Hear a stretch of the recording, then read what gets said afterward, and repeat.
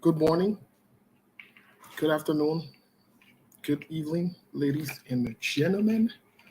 Welcome to SKTV. Welcome to this edition. Welcome to the show. Let's share the show as you join us, please. We have a busy weekend here, a lot to cover. As you can see, the topic or the conversation in the spirit of opposition unity. We want to talk the spirit of opposition unity. Um, as you are all aware, that it's no secret from our end. We've made a case uh, from all logical standpoint. Um, but we want to continue on this conversation from the other end as well, because it's good to talk so and talk so when you're talking politics, to talk about possibilities. You are not just fixated on one thing or presenting one argument on one side. What's up, bro? What's up, Mr. Cindy? Welcome to the show, my man. Yes, I followed the show yesterday, Ben. Very interesting conversation. I want to say thanks to you and the team with chairmanability. It was very, very interesting. That's one of the very first time I really watched the show from start to end. Very, very interesting conversations to you and the panelists there. And welcome to the show. Let's share the show, guys. Today, we want to make the conversation more about looking at other possibilities in this opposition unity. Today, we'll also talk about other things. We'll also talk about other important things that are happening around the world. We want to talk about other news around the world. Please share the show, guys. Please help us share the show.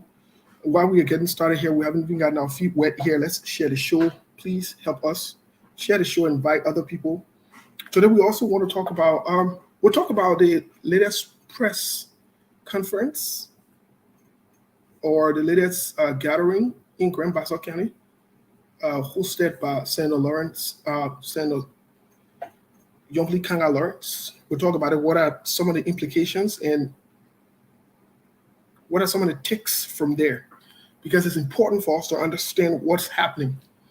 I know the question that might be running through your minds: is this over? Is this whole Liberty Party thing over?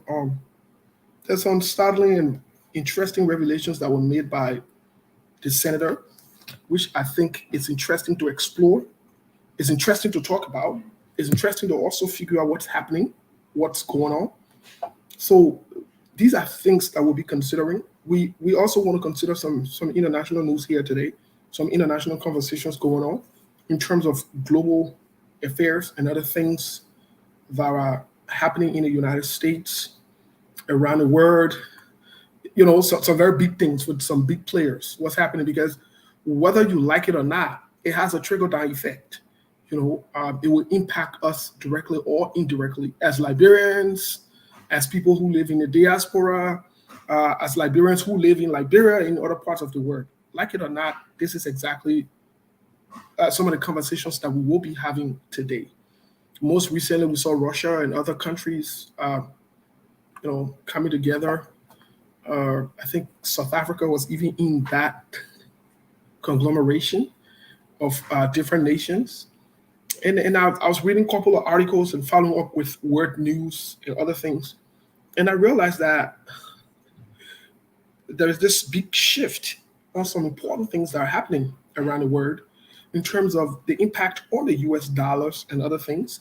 That there's just some big conversations going on that are not even at the level of Liberia, but from an international standpoint, it's important for us to explore. It's important for us to talk about.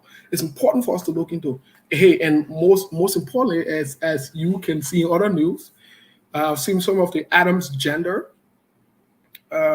so fixated on the Hakeem story, his divorce, and what happened. We're championing other news because Adam gender. We from the Adam gender, some feel that this is strategic. We'll give you our position on that because we like to be on the record on things. The position we take, we like to be on it. So let's share the show, guys. interesting conversations here today. We'll also bring you something that's very interesting, very, very interesting in terms of the opposition unity, but something else that is interesting on another take in terms of the Cummings VP's pick. We'll throw something in the air. This is unconfirmed, but we'll throw it in the air. You know, when I listen to Ben Sandy, he will say that two things he said that I agree with. One of them is you must win to govern. That is a fact. Because you can have all the good ideas, you can have all the good plans, you can have all the good suggestions, projections, connections, whatever it is. If you don't win, you can't govern. That's just the truth of the matter, whether you like it or not. That is the truth of the matter. On another take, he would also say this is a silly season, or silly season or political season, whatever not. This is silly season. And as we get to the end of this whole rundown, 6 months to go, 5 months to go, some strange things will happen. People will cement, make deals, segment, however you want to term it as, and position themselves. People will. As evidenced by that, when I listen to Senator Lawrence this morning, she alluded to something very interesting, that in the next coming days, they are going to be positioning themselves to determine who will be the next person to lead the country, which I found very interesting. These are things that we'll explore today, guys. Let's share the show. You do not want to miss what is going to happen here. There is something happening in Liberia. We're following a trend. If we don't finish up on that conversation, because we want to give you the time to talk, since the Liberian politics is all local, traditional, tribal, I will introduce something very strange and unusual today. I'll talk about it in public. Maybe I'll be one of the people putting my voice with other voices to talk about it.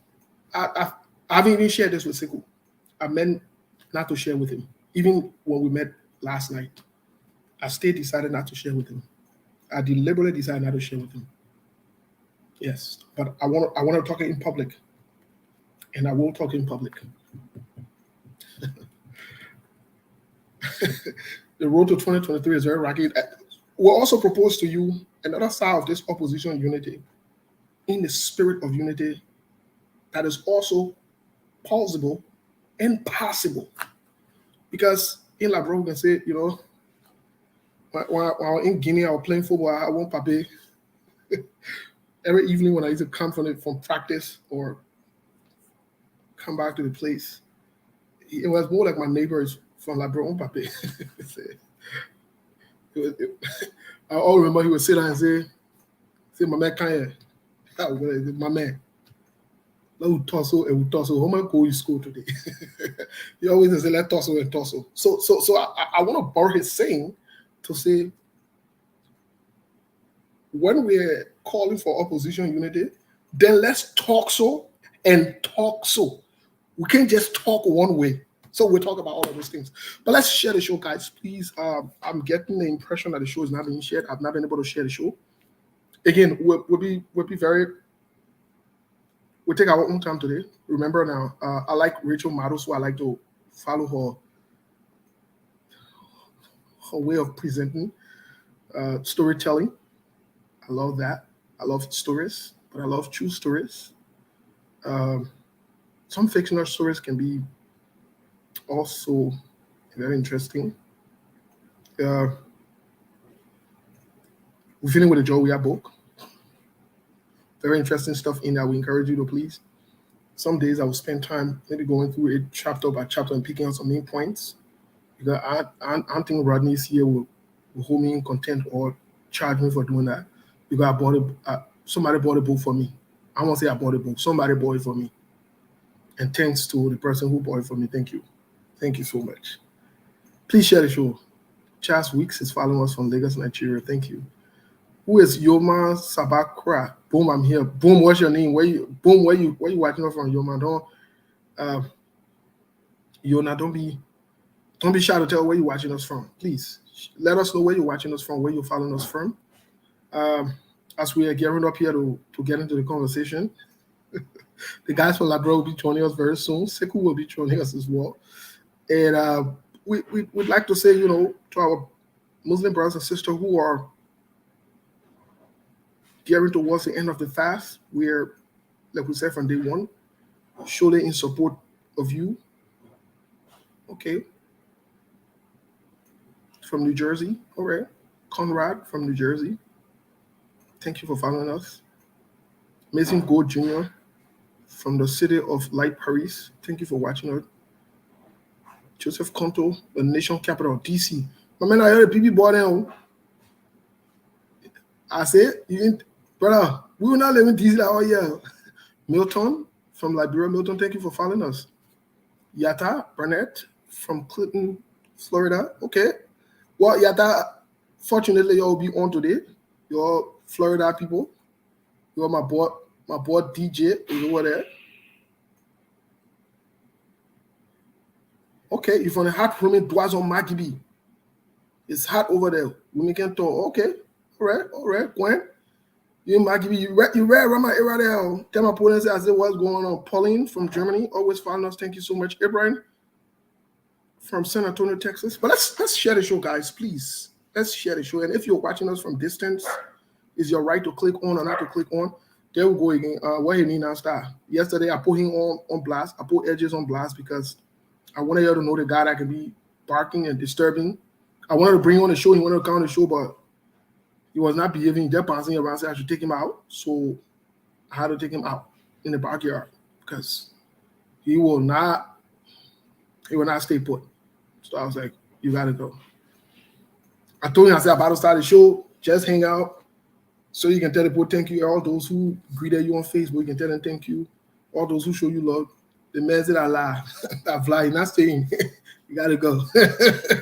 So he went out there just barking and barking and barking and barking, and that's what he will be doing all day. So please don't pay attention to him when you're in the parking. That Edges doing that. Alvin Dennis, Megan Tall, my man Megan Tall, brother. About where you watching off right now? Thought I won't do that. I want to turn that taps you go, brother. But let's share the show, guys. Please, let's share the show. We have so much of a good things to talk about that we can't afford not to share the show today. Let's get to the musical break here really quick. Once we get back, we'll get into some of these things. But in other news, like I was saying earlier, hey Tila, how are you? Where are you watching us from, Tila? Tila Edges is in the backyard. Maybe then he came Sunday or you won't come. All my Minnesota people here. Okay. I mean, I see you representing Minnesota. Okay, all right.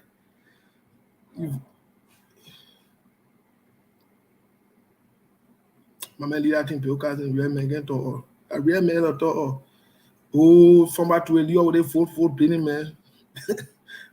You can't let trouble be Leo with a foot. What Jeremiah Wappo? Jeremiah Wappo, that one man in a coat. I don't Jeremiah Wappo. But anyways, let's I'm confused what I should do.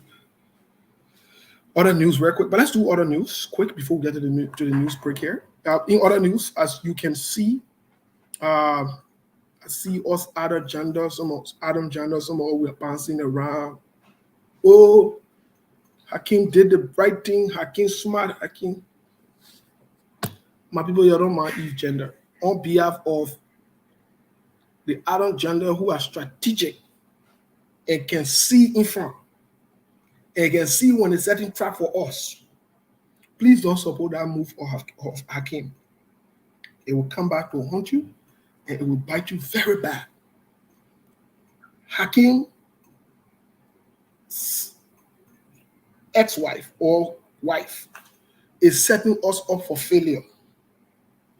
Don't support that. Don't be on record for supporting that. If you are on record for supporting that, go take it off your page now. Hakeem set us, XY set Adam Janner up for failure to prove us wrong. Gentlemen, it's not a smart move. The men who in the Stingy Association, part of the reason I joined the Stingy Association group is because they are very, very emotional. They're quick to move. I almost joined the Stingy Association. I filled out the paperwork to say my membership, I withdrew it because I knew they were not proactive, pragmatic, and strategic. They're just temporary and reactive, and that's not good. My people, please don't follow Hakeem on that journey. It's a trap, abort all mission. To all the wise Adam gender, abort that mission. Don't support that. Abort that mission. It's a trap. It's a trap to prove that we, the Adam gender, we are deadbeat fathers or we are deadbeat this. It's a trap to prove that we are stingy.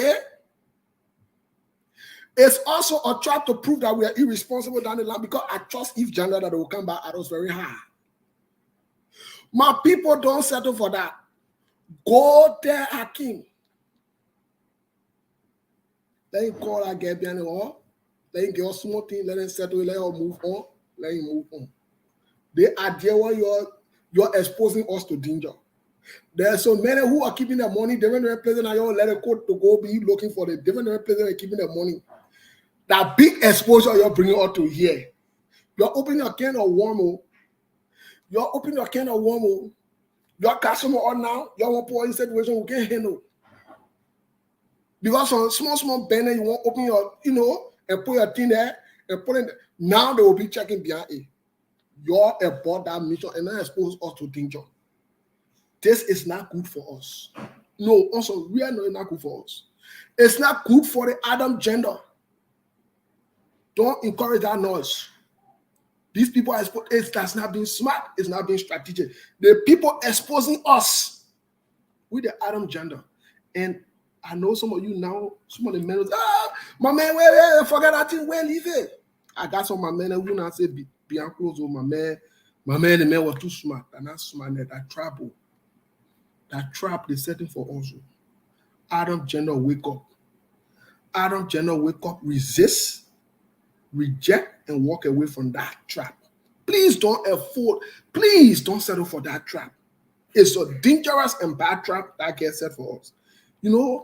Eve gender, they're very proactive, they're strategic, and they're smart. Don't see them like that. They know what's going on.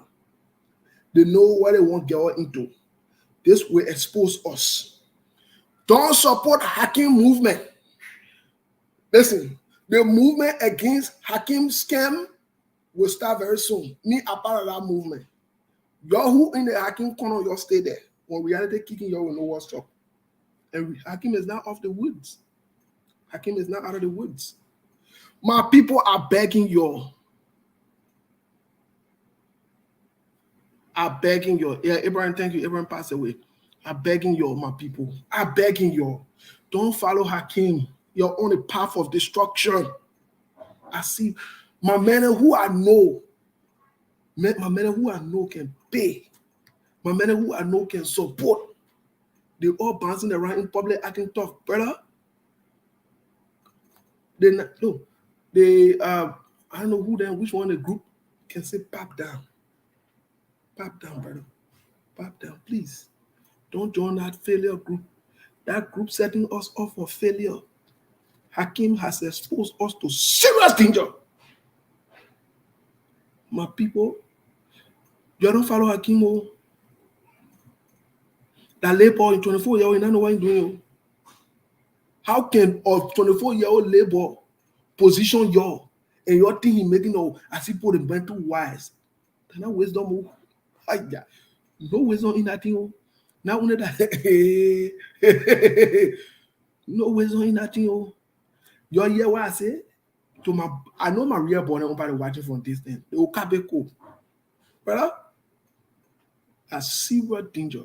Because now If gender, then they are going to be investigating every little bank activity. We have to know what's going on. How can a guy say all of this? And you think it's a good thing? This guy has set us up. He has set us up for some, whatever the Cash App, the WhatsApp, the what other one, what other development, the same wave. If gender then battles start checking it. Lord, I know. You see how the guy exposed us to danger? And you think that wisdom? That now wisdom inside. That now wisdom. In fact, you're not even so bring it into the public.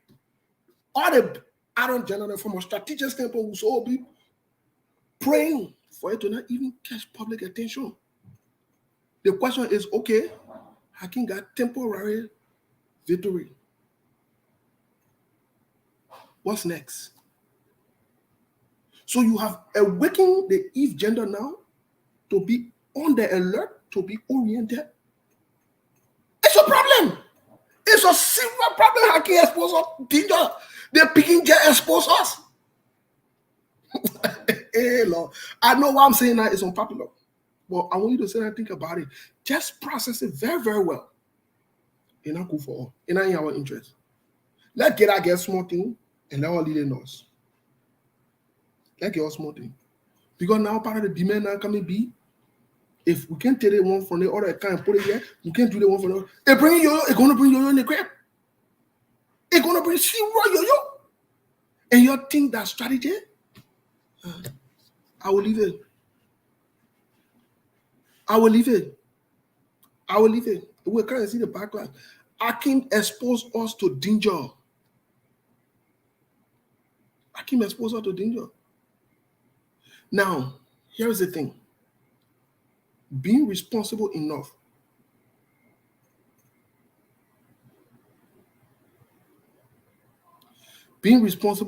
to say, let me give you small thing, and I'm back.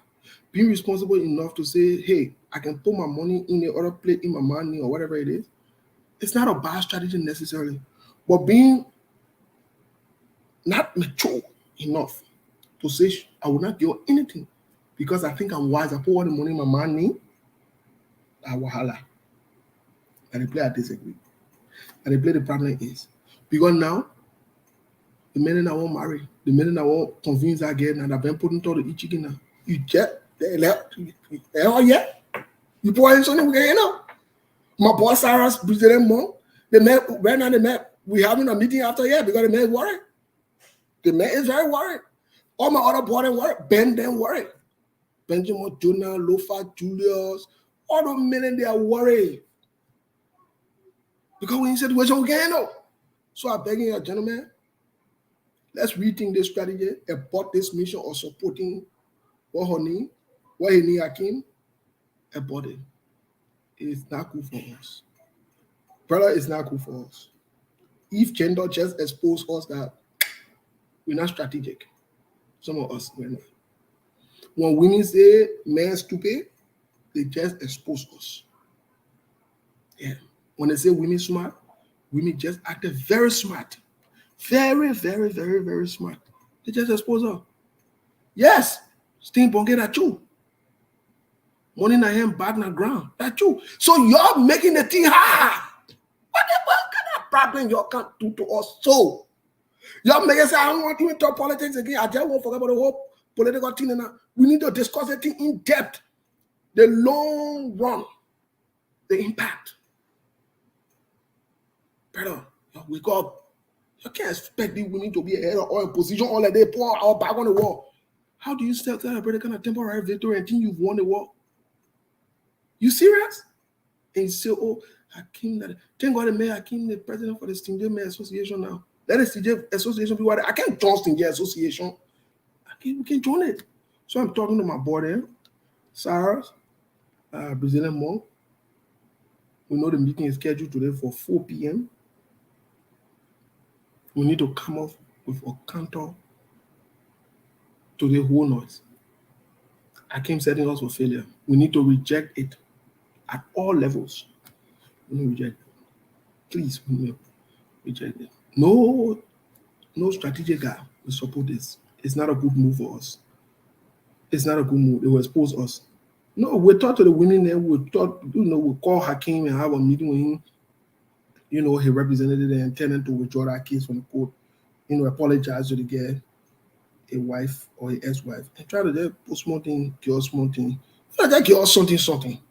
Just something, that's it. But all the other extra thing there, don't put yourself inside. It not our benefit, our interest, to be honest. But in other news, we are out of the social. In other news, President Donald Trump was in New York for a deposition. Deposition basically means you're giving your side of the story or you dare to question you. It's a problem. It's a serious problem.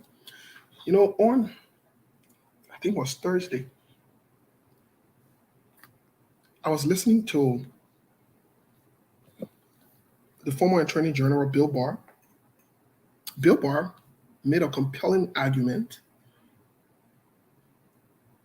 And please, let me state for the record, I disagree with some of the positions Bill Barr took when he served under President Donald Trump, not Attorney General. I mean, he wasn't the Attorney General. The Minister of Justice, let me say, in Liberia. I disagree with some of his positions on issues and how he went about it. But that politics, he probably had more facts to him. I was probably reacting from the back end as a viewer, somebody who was just watching what's unfolding, and half of the information that was brought to the public. I disagree with some of his moves that he made. I thought they were very calculative. They were politically motivated. And I thought, to the bigger extent, he was under huge pressure and influence not to make certain decisions. I thought so. But he said something that was very interesting about President Donald Trump on CNN when he was invited to make a short contribution, such as he believes that there is huge evidence, or there are evidences of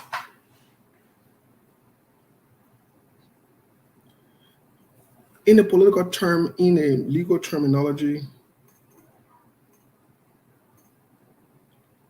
determined as Donald Trump blocking or stopping or deliberately trying not to provide the documents or so forth. But a big word for it that they call it obstruction. I want you to remember that word, because there is a case of Donald Trump with the government of the United States that hasn't been brought up yet, that they're still working on. And the guy assigned to that case is aggressively working behind the scene. Aggressively. He believes that that's where the problem is, and that's where Donald Trump will be hooked on obstruction. Donald Trump took some classified documents with him after he left the White House. He believes that's where the bigger problem is, not necessarily the problem in New York. In other news, speaking of court cases, maybe some of you didn't pay attention, or you're not paying attention to the CEO of, former CEO publicly, but we all know from common sense or nobody's stupid yet. We all know, either from common sense or from nobody's stupid yet logic, that the CEO, Stanton Witherspoon, is still the CEO of Spoon. But publicly, he resigned.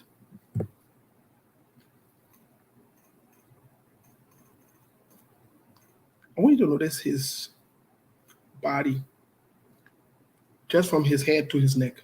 I want you to go back and watch the past videos that he's appeared on. I want you to watch him. I really want you to take a keen look at it. I want you to think about what you observed. In my view, in my observation, because part of the thing we're trained to do, we pay attention to everything. When you appear on camera, whether that's your head or your head or your face, that's why someone will encourage people when they call on your shows or whatever it is. Your life matter. You turn the camera on, while again turn the camera on. If they say they won't go do that makeup, let them go do that makeup and come and turn it on. If that man, let him show your face. If that woman, let him show the face. you will notice that the CEO seemed to drastically be losing weight. I figure it out from his neck. Go watch the video. I figure out go watch it and compare other things. So,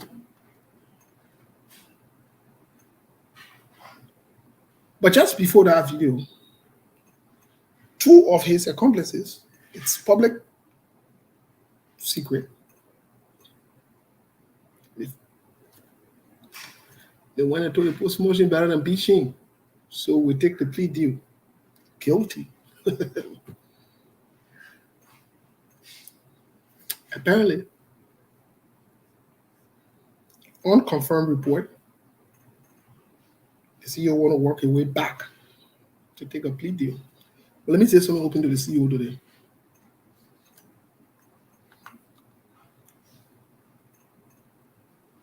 You want to take plea deal, go take it. Now, you do all the run around, your time adding up. And yeah, say back 2 more years, 3 more years, 4 more years. My friend, you're not taking away from the sentence. The longer time you waste, because whatever you do, you fall down inside. That won't power, and that's something that we need to go discuss. The sooner you go take that plea deal, start working on whatever needs to be worked on, the better it will be for you. Whoever fooling you, whoever telling you in your head, and maybe you can turn over the case, you can do that when you can do it more. Start wasting your time, bro. I don't know whether you're in your 40s or you're in your 50s or whatever it is. The sooner you go and knock that thing out and come back, the better it will be for you. You're not no label. You don't get age in your favor. Go take that thing. Start giving yourself hard time. Start dragging the thing, bro. Go take it, move on. And hear my advice, because I know you're watching it. You watching it. You hear my advice? Nothing against you, bro. Nothing against you. I'm just giving you my own advice as a concerned citizen. At all. But I'm not getting nothing against you. Go take your thing, walk away, and do what you're supposed to do. You want drag it? I don't got issue with you. Drag it. But you can rest assured that when you drag it 1 more, 2 more, 3 more, when the time for the year time, they will not say, oh, the 1 more, 2 more, 3 more that you've been dragging it, I ended up to 1 year or 6 more. We'll take it from there, aren't you? They will start from there. And yet, the sooner you eat your time, the better it will be. No medicine man should tell you will win the case. No man of God should tell you the case will be turned around and you win it in your favor. The day that man of God tell you things, say, not man of God. He's a joker. He's a joker. This is serious. And he's not going away. Nope. It's not going to go away. It's not going to vanish in thin air. That's natural. Don't let nobody fool you, please. Go your time, do your thing. But let's get to the break here really quick. Once we get back, we get straight into to this conversation. Let me say this. I can say this to you. I can confirm to you that there will be some point where the show will get noisy. Very noisy. Some people will react. Some people are watching from distance. They ain't coming yet. They ain't saying anything. They will come in. We need that thing. They will come in. So you call something new or you say something new, they will come in. How we know? We know how to bring them in the hole. We can put fire in the smoke. We can put smoke in the hole. They can come outside. We don't want to do that. So come outside. Don't worry about it. If you see your friend here arguing with you here, they still watching on this thing. We discuss the issue here that we made them to come outside.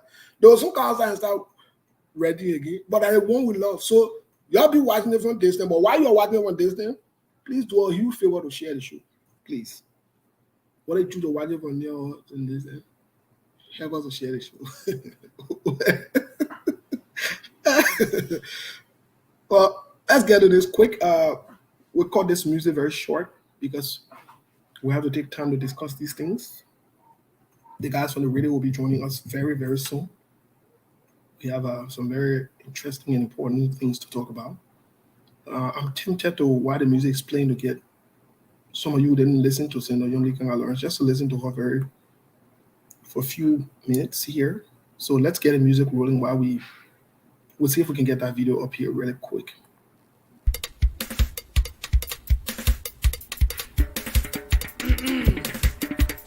Ladies and gentlemen, I am Soledad Diabo. I'm glad with the great opportunity given me to introduce to you your president.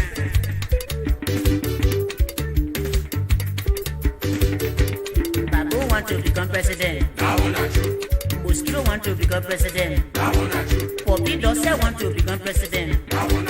Crazy man you see want to become president. Mr. Kede want to become president. Mr. Lala man want to become president. President you will see you. Mr. Roro want to become president. Jego. Now how the president business will be? We suffering for some more. Mr. Lala want to become president. President you see want to become president. Mr. Become president. It can't be one angry. Let me tell you something. When they want to become president with Lala, they will come and say, as the president of the Republic of Liberia, I thank you people for introducing me as the president. The power invested in me as the president of the Republic of Liberia. I'm going to make sure I will bring the rest price down. Yeah. I'm going to pull all the fee of price down. I'm going to bring the gasoline price down. Yeah. Kalolo want to become president. Yeah, you know easy again. You want to tell me say president will charge money eat up become president? Cross take up become president? It's not easy. Liberia will show you. When they give president to them, they will stand and say, I'm Mason. I will bring down Moldova and bear you new Moldova. I'm going to make sure I'm not going to steal the government money. I'm going to make sure 7-7 get their back pay. I'm the president going to make sure that the AFL going to be paid in 2 weeks. I'm going to make sure students going to get 12 buses. Okay, I think it's fair to be back. We do have the video here, so we want to share it for a few minutes. Let's just let's see if we can have this video running here for a few minutes, and let's see what it comes up to. Let's see here. I think you can see it. And said that the National Elections Commission did not have any jurisdiction over the case and was not allowed to hear that case because they already made their decision. The National Elections Commission went to the Supreme Court and said to the Supreme Court and the world that they have not heard the Liberty Party case and do not have any ruling. On Wednesday, we went to the Supreme Court for a hearing because one of the associate justices, Justice Kaba, agreed with Mr. Musa Pelete that the NEC has heard our case, and we appealed to the Supreme Court. Even though the National Election Commission said we have not heard this case and we have no ruling, yesterday the court also decided that the National Election Commission has heard this case. Even though the National Election Commission has said we have not heard this case and we have no ruling. At that ruling yesterday, we were also very disappointed to see that Justice Kaba who shouldn't have sat on the bench yesterday because he recused himself, which was the legal thing to do because he had made a decision, sat on the bench, joined the justices to give the ruling, and he signed the ruling. That is also in violation of all legal actions. We want to say here that as we speak today, we know that it's all on the radio, that our case has ended. As of today, we have not gotten the judgment from Supreme Court, even though we were there on Wednesday.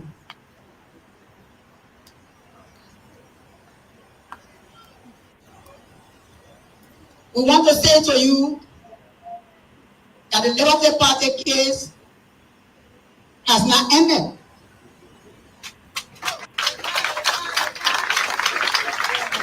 The ruling from the Supreme Court is saying there are actions that we can take at the National Election Commission, and there are actions that we can pursue at the court. We are here today because all of these facts that I've just presented to you are troubling news for our country. When the National Elections Commission cannot act independently or without undue influence, and the courts cannot act on what before them out of fear that justice will jeopardize selfish political aims and objectives of agents that are benefactors that they favor.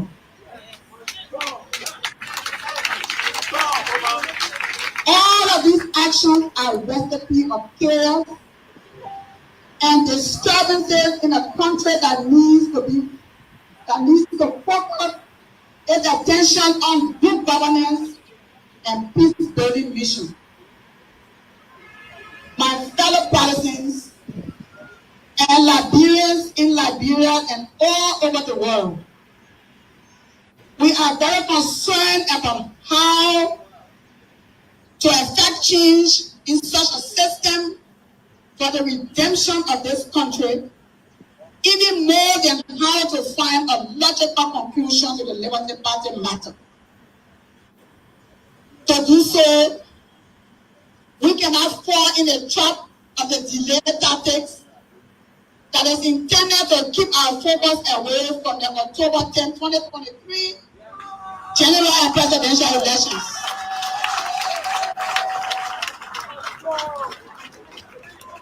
We are grateful, honored, and thankful that even in the midst of all these distractions, we remain in control of the party base, which is the second largest opposition constituency in Liberian politics.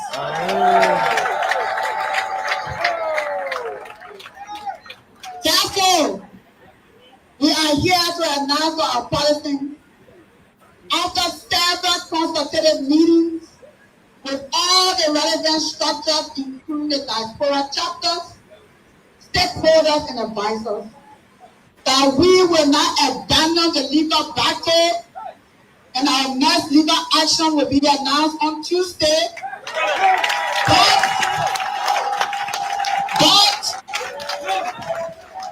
we are ready to get up. We are ready to get up. We are ready to get energized and position ourselves to collaborate with the political institution that will make the decisions that are in line with the values and beliefs that we continue to stand for and redeem this country.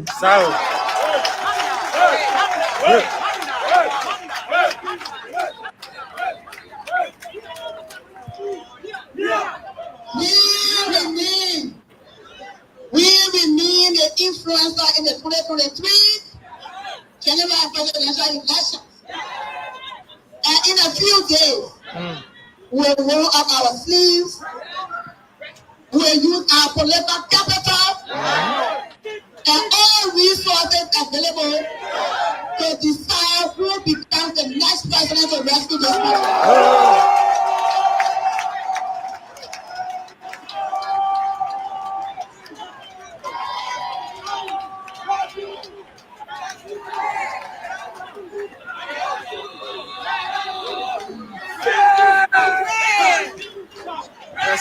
Parece a charging vessel.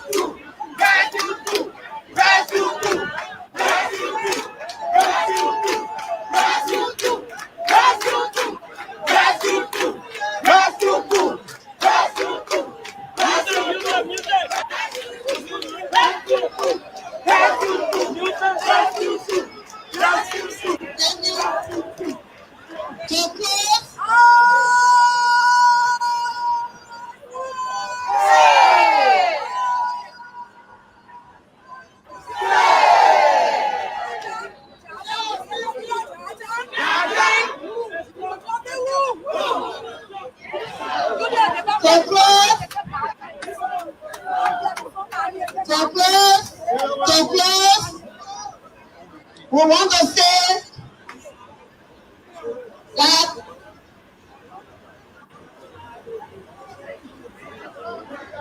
we are sad and we miss the founding father of the Liberty Party, the late Councillor Charles Walker Bromsky. And we want to say that if he was here today, he would have been on the right side. He would have been on the right side.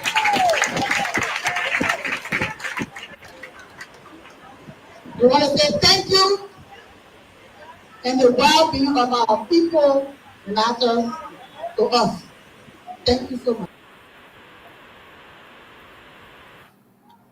Well, folks, as you listened, that was, or those were the words of Senator John D. Kama Lawrence from the Liberty Party. There is a lot of things to talk about in here. A lot of things to talk about. There are a lot of things to talk about, but we, as you know, we are stakeholders now, so we. So, by the grace of God, we are able to get some privileged conversations. We do have friends, connections around. We're able to get some privileged conversations. Someone very shocking, surprising name came up. Maybe tomorrow I will throw light on it in other news. But I want you to remember Ta Wongwe. His name came up in something. Ta Wongwe. Tomorrow we'll talk about the move, what he's doing. We'll talk about it tomorrow. Remember Ta Wongwe. Just remember that name. Your ANC people, CPP people, remember the name Ta Wongwe tomorrow. We'll talk about it. He made a move these few days. He did something very interesting. And the good thing about it, because we are stakeholders, we got our connections all over. We talk to different people in different places. We do. To our reliable sources, to people who give us reliable information, and as they say, I say, but you substantiate those information with documentations. Thank you. Thank you. And that's why we can speak bravely and confidently the way we speak in public, without fear or favor, and we don't take it back. Thank you. Continue to do what is right. Sometimes we need some of these conversations. Interesting.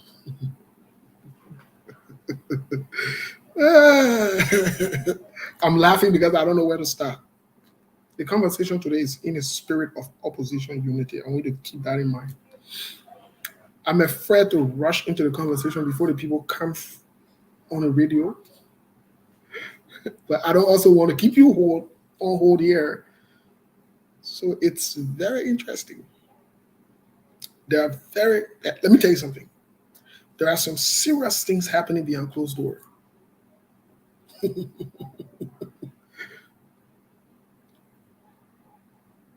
I'm going to call a name again. I want you to remember this name.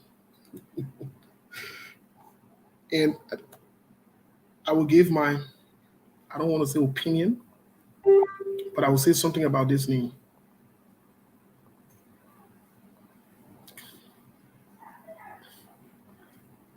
It's what I'm about to say is very unpopular. Very unpopular. Very unpopular. It would probably be rejected by most people. Many people.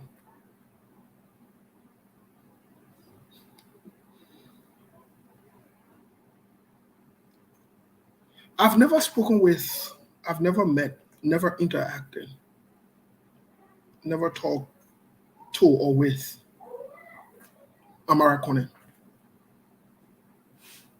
Amara Koney is a very familiar name. Very familiar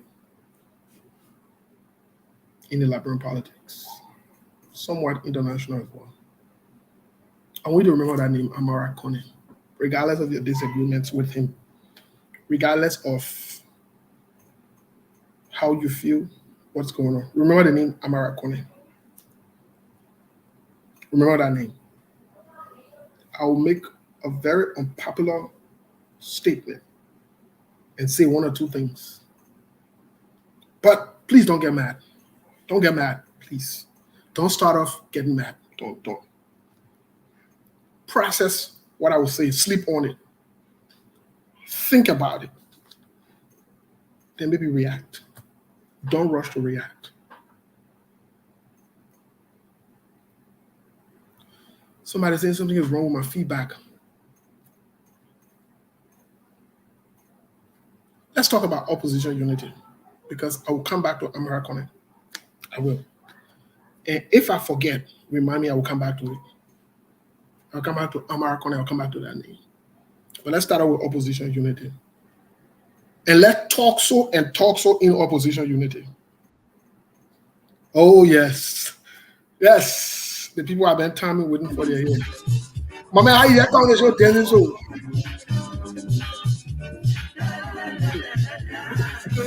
My man, I got information.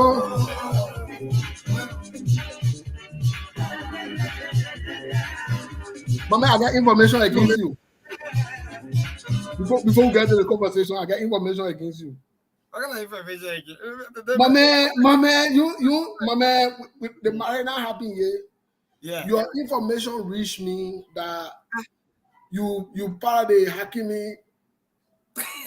In fact, I'm the general secretary for the Hakimi's branch here in Liberia.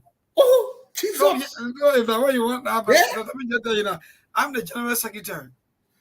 Mama, we're getting to that. We're getting to it in depth because you missed a part of it. Mm-hmm. You missed a part of it where. Seriously, we got to discuss on social issues, the social life issues. Yeah. Tomorrow we'll talk about it. Yeah. Our complaint was carried to members of SKTV, people who are behind the scene. Mm-hmm. But it's a legitimate good complaint. Okay. That we can be discussing social issues, we can forget about the politics, we can be wasting time. My man, you smart. That's the thing. That's one of the things I like to hear. Because let me tell you, there are some social issues that gradually killing some people. I can safely tell you that this month alone, we have almost 3 cases of men killing their wives. 3 cases right now in Liberia, and it's just so terrible. So sometimes we got to bring some social issues up, maybe on a weekend, or maybe another day anyway, but they're right. Yes. But let's keep the people quick because we want to get into the conversations. Now that you hit the conversation here, we want to start a conversation. My man, they put in the comment section, okay. Do I Hakimi Secretary General in Liberia? Yes. But anyways, folks, those of you listening to us via the radio, we want to say welcome to today's edition. SKTV, thanks for joining us. Thanks to the management, the leadership of True FM.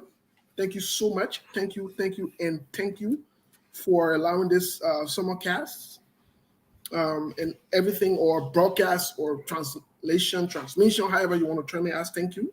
We want to welcome you today to today's edition. Today is Saturday, April the 15th, 2023. Time check here is 12:06 p.m. in Arizona, Phoenix. I want to welcome you, as always. The Liberian people are the most important people on earth. That's what we believe. But most importantly, we believe that the Liberian women are the most beautiful women on earth. Even though right now, they load at the in situation they can handle. But I know they're coming back in part 2 for off. If gender never disappoints, Indeed. that I can tell you. So, Mama, brief us quick so we can get into, because we already played a clip from Senator Yombi Kanga Lawrence. We play it, touch on it. We also are going to talk about opposition unit in the spirit of opposition unity. We want to talk on the other side, because the entire week, almost month, we have been talking about opposition unity in terms of Joseph Yoma Boyka running the ticket.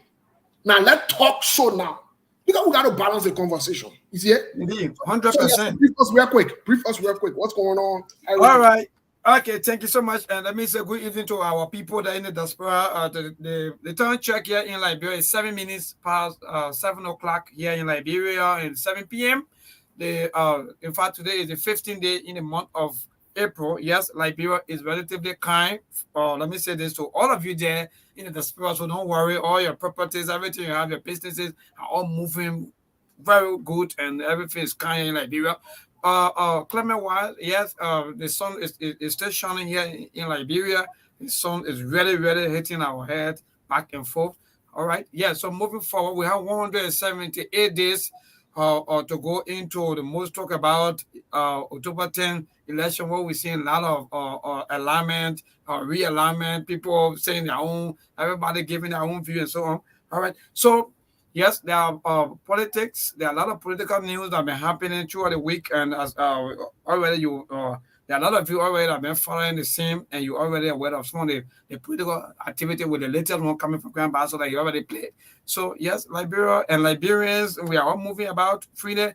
Election Commission awareness in the remaining 9 counties that needed to be part of the voter registration, which of course will be taking place on the 21st of this month. Already kick up, and the SSR started, the awareness SSR started already in some part of the counties, in the remaining 9 counties of Liberia for the voter registration. So Liberia, we are moving about strongly apart from the news that break up on the internet coming from France without or footballer, which of course is still more all the entire activities, political activities, social news that have taken over. And with the death news, people killing, yes, there is news coming from Niba County about a little 20-year-old woman that was stabbed by her former boyfriend. As the news, according to the news, her former boyfriend, well, I don't know why they had a kid or they have kid, they were not together, and unfortunately, when she and her current boyfriend went out to go do shopping or to go buy meat pepper soup, according to the information, that how the former boyfriend now he had caught, he went, he took knife and fired his stuff, they gave to death. So these are news, troubling news, killing now in Liberia. I can say that began as something that sport, because especially coming from the men's side, boyfriend killing their girlfriends or their wives, maybe husband killing their wives. Yeah, that's something so common in our country. So yes, my brother Steve and the people there, these are news that happen in CPP. We see a lot of Facebook posts. We see still. I can safely tell you that, yeah, from the opposition standpoints, I can tell you now that I think they are a little bit far here from coming close together, because we still see some of the followers are still punching one another, are still insulting each other, are still accusing one another. So yes, for politics in Liberia, opposition are still quiet here and thinking about what are they going to align or realign and so on. So that's it, Steve. Okay, opposition are still thinking about whether they're going to align and or realign. interesting take. You've made some interesting revelation here, and the issue of death or boyfriend, former girlfriend killing, whatever it is. That's very disturbing, very, very disturbing. But let's get to the continuation of this conversation here, wherein we want to look at the other aspect of the spirit of opposition unity. First of all, let's point this out, that all aspects, all factors must be considered when talking about opposition unity. The fact that opposition unity seem to have been skewed, or let me not use the word skewed, or seem to have been in favor of just one group of people pushing this agenda in the narrative and making it look as though one group is entitled and the other group is not. It's problematic and it's troubling. So we've listened to the arguments from other sides where Joseph Yuma Boakai should lead the ticket, and Mr. Cummings should, some have even gone to the extent where they've said Mr. Cummings should call Joseph Yuma Boakai amidst everything that's happened. They've said that politics, you just forget about it, let's save the country. Some of them they've gone as far as forgetting about their values and their morals and throwing everything down and say, just sell your birthright in the quest to save the country. Some people have, gone to the extent where in common sense and reasoning, it's not reasoning anymore to them because, quote unquote, they want to save the country. Some have even extended this and projected and said that the CPP, they didn't say it directly, but indirectly, should dissolve and go ask Joseph Yuma Boakai to be vice president to him, which in anywhere, any sound-minded, reasonable human being wouldn't even think to say, unless I would say, in my honest view, you are shameless and you have no common sense of reasoning, then you will reason that way, that people should just sell their birthrights, act like nothing happened, ignore everything, quote unquote, that politics and you are mature. No, that's not truth. But let's look at the other side of the argument. Here's the other side of the argument I want to present. In the spirit of opposition unity, how about we consider all of the factors against Joseph Yuma Boakai and ask him to step out of the race? Considering, I know people don't want to hear this, it's very unpopular, but these are facts. Considering Joseph Yuma Boakai has a health condition, which some of you who are claiming you want Alexander Cummings or the CPP to go and talk to him, you are aware, you allude to that fact. And I'm making it up. You've said it. That the Papa not get along to be there, the Papa not healthy. You said it. And to just add on to that, some of them will always say, but how long for the Papa to remove so a Cummings can go there? So when you use the word how long, then I mean something wrong. So in the spirit of opposition unity, how about Joseph Yuma Boakai, the way we can say in Labrador, lift off Cummings' hand? Because Joseph Yuma Boakai does not have the financial capability. It's a fact, and I mean saying it. As evidenced by Joseph Boakai admitted to the Labrador, the word at large, that he lives on loan.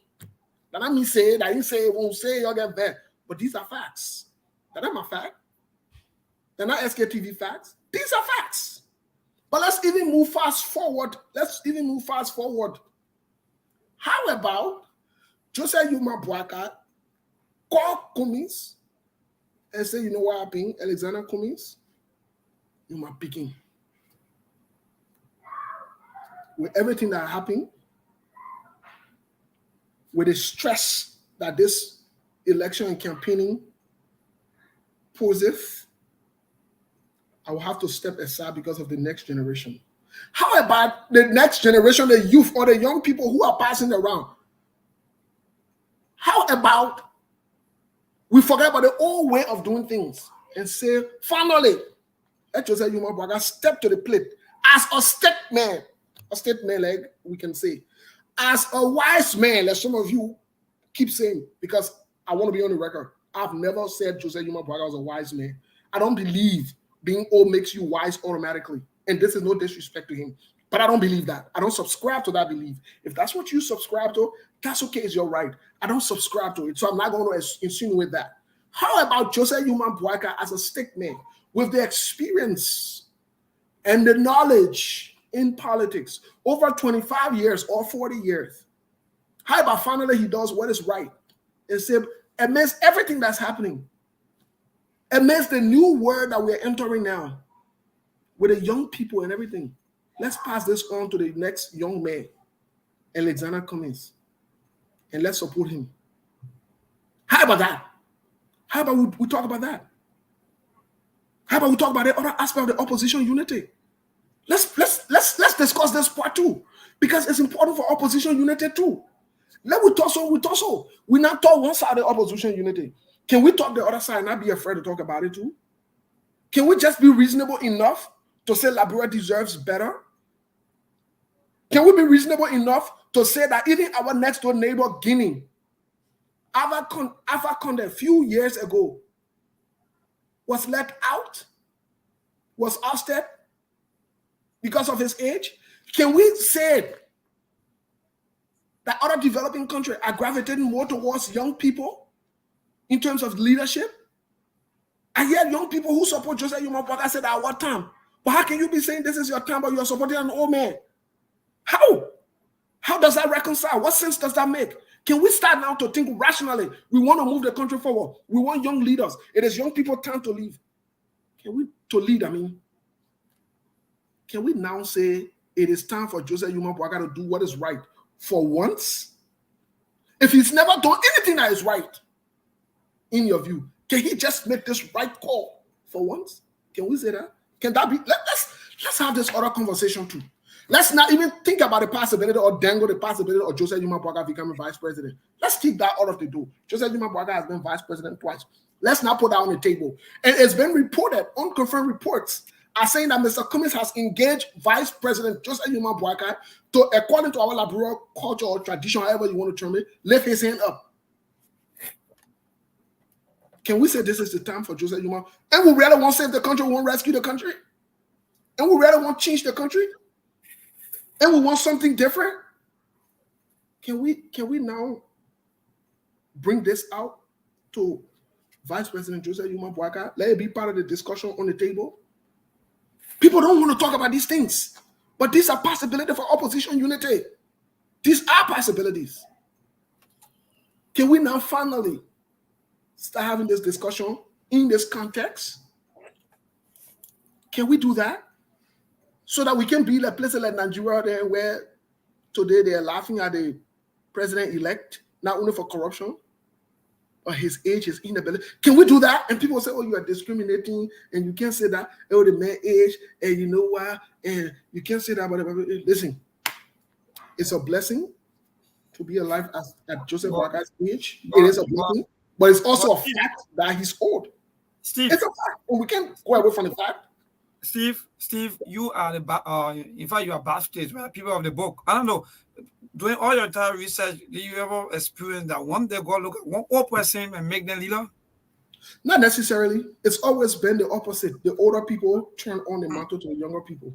Thank you. That's always been cultural and traditional in the way of life. That's what people do. That's the right thing to do. It is the right thing to do. What from a traditional standpoint? Old people don't stand in the way of the young people or the next generation. No, they don't do that. So can we have this discussion? Melbourne, let's open the line for the next few minutes here in Liberia and hear from the people, and then hopefully we will talk about the Senator Yomdi Kanga Lawrence tip and the conversation and point out some of the discrepancy and some of the things Senator Yomdi Kanga Lawrence said. Unfortunately, that is not true. We'll talk about it. Some of the things she said in that press conference is not true, but we'll point it out to you. Go. Let's open the line for a few seconds. Can we have this discussion now? Let's hear from the you know, okay. Just finally stepping aside and let's have a conversation now to move the country forward, because Joseph Yuma Boakai can hold the country hostage. All right, so if you're there, you want to be part of the show, you can call in 07. Okay, the line will start blinking already. So 0770 20 31 25 0770 203125, and you'll be live on Truth FM. Good evening. Yeah, good evening, Jonathan. Yeah, my brother, your name and from where you join us? I call you from Coffee Duboro. Charlie, go ahead, Chief. Yeah, you see, I think Steve stretched a very good point. I think there's about time that woman Bwaka gives way to President Benedict Kumi, the real change agent. You see, our politics come with this pressure, and logically, I don't think Honorable Bwaka is fit for this pressure. So we are asking him to lift the hair of Honorable Cummings, who is the real change agent, so that he can transform this nation. You see, our country has suffered for too long here in backwardness. There's about time that we bring Honorable Cummings on board, so that he can have the expertise in running our country, because this is a man who pass character and preparing for leadership. And I think our biggest problem is the economy. Indeed. And I think where Kumi he has his strength. He's a financial expert in understanding the economic issues, so I think he can transform this nation. Thank you so much, Charlie, and to this caller. Good evening. Good evening, Michael. Yeah, my brother, your name and from where you join us. I'm calling from Lower Matiti County, and my name is Daniel Stevens. Okay, Chief, go ahead. Yeah, Michael, you see, this thing is taking us some time, especially the way we sometimes go about addressing issues. Okay. So, let me just say something. The great America that he did yesterday, the president of America and the age of Joseph Walker, who exploded it there. Indeed. And even you want for Walker to raise moving here, is that how you go about it?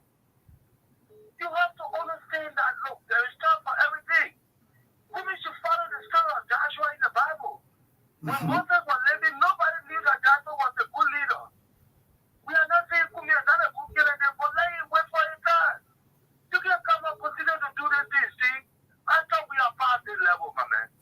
All right. Thank you so much. And to this caller, good evening. Yeah, good evening. Yeah, my brother, your name and from where you join us. Yeah, I'm calling from County Duboro. Okay, Chief, go ahead. Yes, you see a discussion here. I'm enjoying it, but one thing I want to inform the gentleman about is you can't be attacking Joseph Walker and asking that he must lift up a Cummings hand. This is a game that we're all going for. If you think Joseph Walker and Cummings goes for this election, he got the manpower, he got the way of winning, let him go and win. But you can't be attacking this man and not even something, not even. The men look at the paper going for campaign during the rainy season, so what I get a stream. No, we're talking about opposition unity, or Chief. No, don't say that kind of thing to the paper. I beg you, God forbid. No, Don't mention that. Anyway, opposition unity. So Yeah, opposition unity was speaking here in the spirit of opposition unity. okay, Chief, go ahead. So let's stop being playing fun of the former vice president. How? You understand? How? This is the will of the people. Let's stop playing fun of the former vice president. How now? Okay? How? I mean, why is he that he's very sick of this? I mean, he's not talking something real. It's something like he's playing fun. And let us go into the race. Then the feed of Cummings get a number. Let everybody go into the race and see who will win this election. No, I think No, Steve, but I think Chief, getting Chief, you. I don't know. Chief, we just calling for opposition unity, or Chief. That Yeah, all. no, Some so of all, we Steve, just calling for opposition unity. That all. We're not saying anything bad about the paper. We are because saying myself, something better, paper. So that opposition unity we're discussing. My brother, we all want the same thing. The opposition unity, let's talk for A. That's all I say. So let's talk to the paper. You know, let the paper raise coming here up. And here in the unity, we come together, we form one strong team, we pick another person for vice president. You know, we get the opposition unity. And here, that's all I'm saying. all right. So just listen to August. So that maybe the paper may not like the run of what Steve is saying. So, hello. Yeah, good evening, neighbor. Yeah, my brother. Good evening. Your name and from where you join us? Okay, this is Alex Kupon. Okay, Charlie, go ahead. Or Alex. Neighbor, I think the best option is that Cummings should object himself to go second for this first term. And after the first term, I believe the woman will not be able to contest for his second term, for his second term. Then Cummings can take over from there. But the way your confusion can end, the whole thing with your confusion, it can't end. That they feel like what the man is saying. Every day you're fighting, even on Facebook. No, my brother. Okay. Yeah, Thank but you. so wait, no, before the caller go. Let me say this. Mhm, Let go me ahead. say this. Yeah. My people, we heard an argument about Cummings going as vice president. Nobody there. Nobody saying, "Oh, Steve, you're disrespecting Cummings." Okay, we have come and said, "Okay, let's look at the other side of the act because all in the spirit of opposition unity." So that means there are two ways. Exactly. You are That we saying two ways. talk Okay. about it also. And we got to Maybe look the at next the get two you clear. ways and be the Okay. best one in the interest of the people. You have Joseph Boakai, who, first of all, is not okay. He's not all right. Okay. You know, we all know it's not a secret, and nobody Then will you not just get money. You're not okay, but you not get money. Joseph Two things that Boakai you're saying. all right. One, Yeah. Joseph Boakai old. Two, then three, Oh, he three. not get the money, the resources to Okay. be able to run campaign or to do anything. So we are saying, instead of all getting ourselves hard time, instead of all worry about the Pape health, instead of all worry about all the Pape will go on campaign, the other person will not do, they will do that. We say, Pape, thank you for your services. Let's come in here up. Let's move the country forward. You have said, love like Biro, think like Build Biro, like Bureau. and build like Biro. But the good thing about it, even from a biblical standpoint or from a religious standpoint, the older men Always take power over to. always take power to the younger men. And you can equate Liberia culture to American culture. I heard one of the caller talking about American president. And American, let me tell you today, people don't have culture. We have culture in our country. We are discussing culture and tradition here. You see it? We are giving the respect to the old man. Let the old man lift his picking hand up and say, my people, let the man that will take over from our tribe. You see it? Right there, the traditional leader there, and the traditional people, then here Cummings can go from village from town to town, and say that I want picking here. That is here. Don't do the traditional thing. Let's do the right thing. What in here to be there about? What in here that bad suggestion or that bad thing we're talking? The thing we're talking is for the benefit of the country, the young people in the future. So now the United Party supporters or those people too that are also supporting GMB, they are also saying that no, they want the Pape to still go as or candidate or in the election. No, but how the Pape will go when the Pape first of all again now all right. You see it? The Pape don't have the money. The Pape don't have the money to support a campaign. The Pape don't know what's going on to support a campaign. Second of all, the Pape not all right if he should get look. If Joseph Human Boakai should get, let me tell you something. This is a risky risk and a serious gamble they are taking. And we are calling on all well-meaning Liberians. Let us do what is right for the next generation. We are calling on all well-meaning Liberians. Let us speak to Joseph Human Boakai, our elder. Let the elder give it to the young people. Joseph Boakai friend here in Arizona. Bullshit. Let the Liberian Association president say, tell it what to the young people and tell it what to us. The people talking about the people talking about announcing a running mate anytime this month. You're talking about giving No. They might not do that in the opposition, the spirit of opposition unity. But let's take a few more calls. Yeah. Steve, I know that you are calling for unity. Your talk is all about unity. But what will happen now? Unity. Hello? Yeah, hello, Johnson Lekonkla. Yeah, my brother, I'm good. Thank God. Your name and from where you join us? I'm Michael Brown, Foundation number 3. Okay, Michael, go ahead, Chief. All right, I hear Steve saying, oh, the Pape don't get money. They don't have money yet. December 8th, your campaign year, voted for they don't won't get law for the Pape. The team, but one would say we want to make president. We have one them there. That the opposition unity, we all support it. Or Mr. Kumi just there for the first, that's for the same year. Or the Pape now, whatever. They did not have that issue. But the grace of God, the mental DSM taking treatment. So they just push it. Everybody just push the opposition unity at least for all to move forward. But every day discussing everything, so I'm not coming again for the opposition because once all they want to happen is 2023 by the grace of God, Mr. Kwame will be sitting here. He will be regretting. He will be less.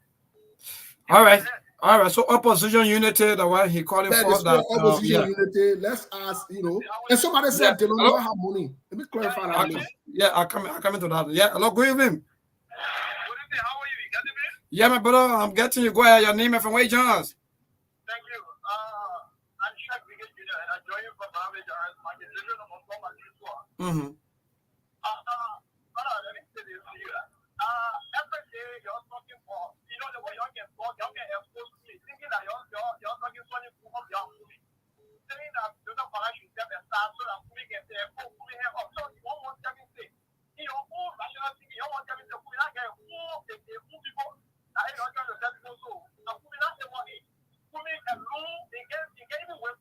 No, listen now. The point here is opposition. They're talking about opposition. They see commitment that we're talking about today. He was with President We are before when they went in back for the opposition thing. So when you're not into government, they call it opposition. So the main point is the main is calling for opposition unity. That's what you're talking about here. There are so many opposition like align and realign. No, but we are looking at the best two or the best three. And I get more color. That man looking like okay. All right, so let me take this call. Good evening. Yeah, my brother, your name and from where you join us? Okay, Chief, go ahead. Yeah, you see, looking at the LeBron politics today, people get on and go to just come up with business and thinking that Democracy, you got to critique. I know sometimes how you can see the thing now, but you got to critique. You got to come up. You got to see this thing before tomorrow. You say, "Oh, the media not say it." Yeah, go ahead. I think you got to change your location. Some of you don't get vexed. No, it's good that they critique your candidate so that even when you go into that pool tomorrow, you know that yes, they're putting that I'm going to vote for. All the things I said, there's nothing disrespectful to Joseph Yuma Pwaka. They are all No. So the only thing I'm saying, former Vice President Joseph Yuma Pwaka, and we'll continue the conversation tomorrow because these are issues. Look, these are issues in the spirit of opposition unity that we must discuss, especially if we want the format of this country. You understand? Right now, few weeks ago, the Papa knew what the play that he went Ghana for 30 million to go look for money and to go do. All of these small things and that Papa need to be in the noise. See? So what we are asking the opposition black, is to ensure that we speak to Joseph Yuma Pwaka. And I want to call Senator Palut. Let him consider the position and submit it to the Liberian people, a very popular position for the future. Because the future is now. And the future is now. And you're correct, Steve. So I don't know. I just saw one of the president comment, and yes, indeed, but someone was talking about Davos did not campaign money or someone. I guess yeah, and I wanted to get to that also. Yeah, I wanted to get to that. Let me say this to the Liberian people: don't let nobody fool you.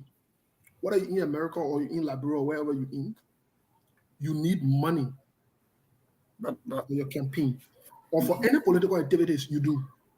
Anything you do, that money. You go ask Senator Darius DeLong. How much he spend money collected in terms of money? You go asking for him. You go asking. You go ask Senator Darius DeLong. They don't even know. For you to come and say, "Oh, the Liberian project will get voted for DeLong. DeLong don't have money." No, that is not true. That is not the truth of the matter. DeLong might not have had money equal to Thomas Fowler because Thomas Fowler then got the resources, but DeLong equally had money to his disposal to use for his campaign. Ask Martin Cole is in what you call where they power. Ask where they power. They all work with DeLong for his campaign, and they know how much they collected, how much they receive, especially from people from the diaspora, how much they contributed. Ask Chairman Emmanuel Yato. So for us to dismiss that the Liberian people just work on just vote, why made the United Party people to lose? That kind of thing with reality. Why made the United Party to lose in Lofa most recently? Because of money. Lack of finances. We secondly, lack of opposition unity. Because opposition unity do also help Darius DeLong. Apart from all the money that you're spending. What we are saying in essence, is no disrespect to Joseph Yuma Pwaka as former vice president, serving different positions in different capacities over 25 years of services. Even in America, after 25 years of service, it's time for you to hang your boots. It's time for you to get it going. You see it? So as we are speaking, we're not speaking. Right now, as we speak, guess what happened? Do you know that there is a call for one of the senators, the Democratic senators, to step aside? Dianne Feinstein, I think she's from California. She's almost 90 more years old. You see what I'm saying? Look, the world is evolving. Things are moving. Go to places like France. Go to other countries. Guess what happening? These people are electing young, brilliant, innovative leaders. Look at Canada right here. So what we are saying, we're not against Joseph Yuma Braka, but we're saying with the prevailing circumstances, for the sake of opposition unity, for the sake of moving this country forward, for the sake of ensuring that the young people are counted and the country is secure, then guess what? And also considering Joseph Yuma Braka's health, his age, his lack of finances and everything, it's time for us to ask the Pape to do what is right. Let it be on record. Let it be in history. You see it? Let him make history in the world. Let it be on record. But Steve, if you talk about record, I think that should have been done since 2017 because no, he can do it now. It's not too late, man. It's not too late. We can't take the president by then, former President Salih said, it's about time that we go. Let go and give other people the chance. Let go. Since we already took over after the war and everything, and we put all this in place. Let go. Right. I think that and let me tell you something. And here's the interesting part that they don't see. Should Joseph Yuma Braka force this thing and get whipped for the second time? Thank you. There where I was coming. Look, let me tell you something. We are saying this thing. We're not talking about your sentimental thing where you're looking to round the paper to get a job. That's not what we are discussing. We're discussing legacy. We're discussing, look, let me tell you something. Know when to leave the stage. Thank you. It's very important. Know when to leave the stage. Know when to leave the stage. Because if you're not going to leave, my man, it's like if I, as an artist, you go perform, and you see the people dancing, they start cheering, or you leave from that stage. You quiet it, but if you sit down until everybody gets tired with you. Well, you can see the devil in Labrador. Just come example. When they dancing, really sweet for two. Now the devil can get away and go to the next place. You know why? Because the devil want the crowd to follow them. The devil want to ensure that they left a good impression. The devil want to ensure that these are things we're discussing. Yeah. We're not discussing people who to do tomorrow. When you call a Nissan, I want to floor to that. Oh man, there you go, sit down, man. No, but not only that, you know what will happen? You know what will possibly happen? More likely, what could possibly happen mathematically, and from a serious technical and political standpoint, this could be the end of the Unity Party. When they are flogged this year, they're done. They're done. The records are there. No political party in our history, ruling party, has come back to power. You all take this chance. Like we told Senator Yomli Kanga Lawrence, because we'll be transitioning to a conversation. Senator Yomli Kanga Lawrence on the scene show, we told her. But we'll get to Senator Yomli Kanga Lawrence case. But let's take maybe at most 5 more calls really quick, and then we can transition, please. All right, so 0770-20-31-25, 0770-203-125. Why you make of all these things that we've been talking, or in fact that we are discussing here, and the legacy also of the Pape. You know, Steve, you just said something. The Pape got to be careful because his legacy is something that he needs to protect. His legacy, because this election. Hello. Yeah, hello. Yeah, my brother. Good evening. Your name and from where you join us? I'm Francis Dillon, singer calling from Pindris City, okay. Liberia. Okay, Chief. How you doing? Yeah, we are all fine. Thank God. Go ahead, boss. I want to say thank you for the show. I've been listening. I think you are doing a great job. However, I think Steve has dominated the show with this Kumi doctrine. And I think there are a lot of contradictions on his part. That the Bible says the old people should turn over to the young people. The Bible did not say the young people. No, hold on a minute. Let me just finish, my brother. You got to show me I just a small time to cross. I know, but it may not call Bible now. When I finish, you can come back. Hey, God. Thank you, my brother. They may not call Bible. I just want to just tell you too. Yeah. To dominate. But he also contradicting himself. He said Liberia is a democratic society. Liberia is a traditional society. It's a cultural society. where the old people give it to the young people. But the tradition in Liberia and the culture, our political practices have never said the young people should push it out of the old people. We also go further to say we sit on the old mat to plow the new mat. It's part of the Liberian culture and the Liberian tradition. But let's go to modern democracy. Yeah. It is not on the basis of civil plateau. It is on the basis of majority. Whether stupid majority, I'm sorry for the expression, but that's what we have seen in Liberia. Whether stupid majority. Keep saying it, I'll call you off. Just say what you want to say.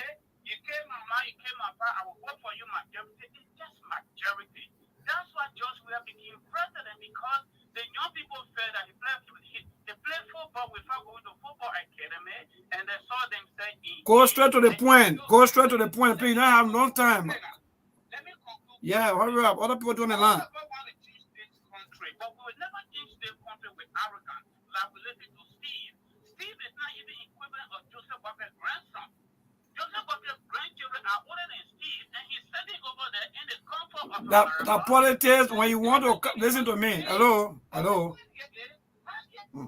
I think you want to go to the point. Good evening. Good evening, how are you? Yeah, my brother, we're great. Thank God your name and from where you join us.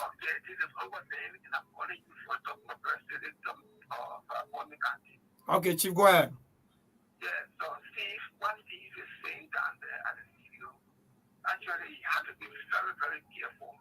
You look at how Liberian people are taking Joseph Walker to be. Now, Joseph Walker, Liberian, are looking at Joseph Walker now to be the next president in their mind. So I'm not a member of the Unity Party. But you gotta be very, very careful how you talk about Joseph Walker. Just forget about it. A wrong campaign. Excuse me. Hello. This is election. Look, we gotta be fair enough. You can't say we should forget, or maybe the men should forget about what they meant. What they may say, or what they may or they won't happen. What they may get money. He said that in fact we should forget about that, or the men should leave it.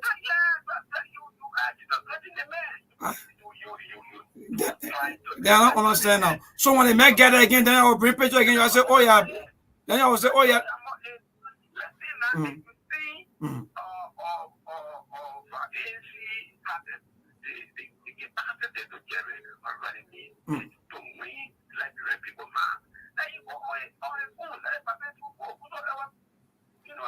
But do you know that one candidate can defeat the president? Hello?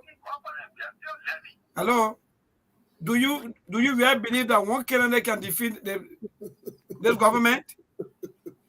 Well, man, it's okay. You're having a conversation. So let's go to log on. Yeah, man, tell your name and page us.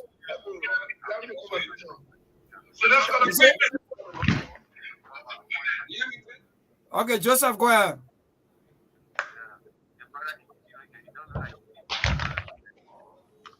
You said?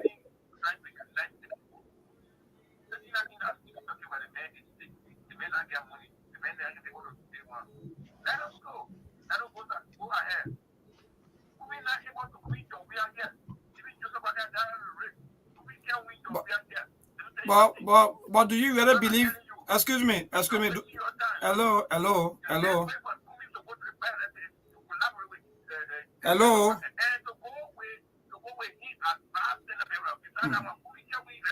So do.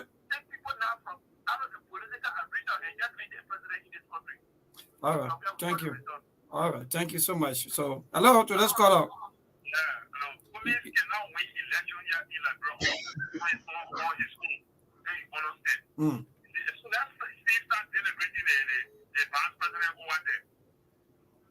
All right.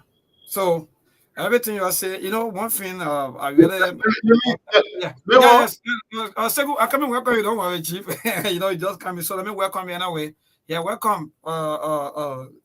Sekou Konan just joining us also on the show. It's not easy, it's very tough. Wherever you bring about this kind of topic or this kind of discussion, just stand by for a lot of talk. Yeah, so Sekou. Yeah, so I was saying here, listening to the show, some of the callers and some of the people writing. First of all, to say good morning, good afternoon, good evening to everybody. I really didn't want to come on today, but I'm just coming here to clarify certain things. And if Liberian people, if at all what they are saying that this is what Liberian people want,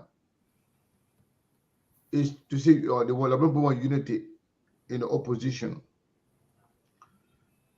Opposition political party is not only Boakai Unity Party or Kumis is you call it CPP or Tiawan Gonglo. We have other parties. But the reason why people have reduced the party to those people, because those are the three people that people consider as the front runners in the election. And those who are saying Cummins can win election by himself, they have also said that Boakai can win election by himself. So, since they say Liberian people want to have a united opposition should not just be limited to one-way street. People should be open. I'm not sure what Steve said about the Omer or whatever, but what I know is that if you say, let's unite, you got two ways to unite. If the Boakai has the country at heart, and he believes that people support him, people believe in him, whoever Boakai supports, people will support that person. Because the objective is to make sure you have a change in the government. Granted, if they have a conversation, if Boakai talk to Cummins say, "I will come be my vice president," if Cummins agree, that's also whoever to Cummins that support Cummins, they will follow. They will support Boakai to be president. So I don't know why people are getting angry, but people should give their opinion whether it is possible or it's not possible to say, should Boakai should Boakai endorse or be someone to consider putting Cummins' hand up, which is suggested by Cummins too, for president. So all the people that are getting angry, that are getting agitated, if they believe in Boakai, if Boakai decides to say, okay, you know what, I'm putting Cummins' hand up, I believe in his ideology, or whatever plan that I have, I can pass it through Cummins because he's younger, he's more, aware of the current, event, because Boakai is an old-fashioned politician. He understands Liberian politics. That's true. But this time dictates new thing, new idea. Even the technology. Every time Boakai want to do something, people got to do it for him. But if people don't want opposition united, as they say, let them run on their own. Whoever wants to support Boakai, want to support Cummins. But I don't think anybody should be angry when somebody suggesting that Boakai should put Cummins' hand up. Okay, how can you be brave or how can you be proud enough to say, let Cummins go as vice president? Cummins is the presidential candidate.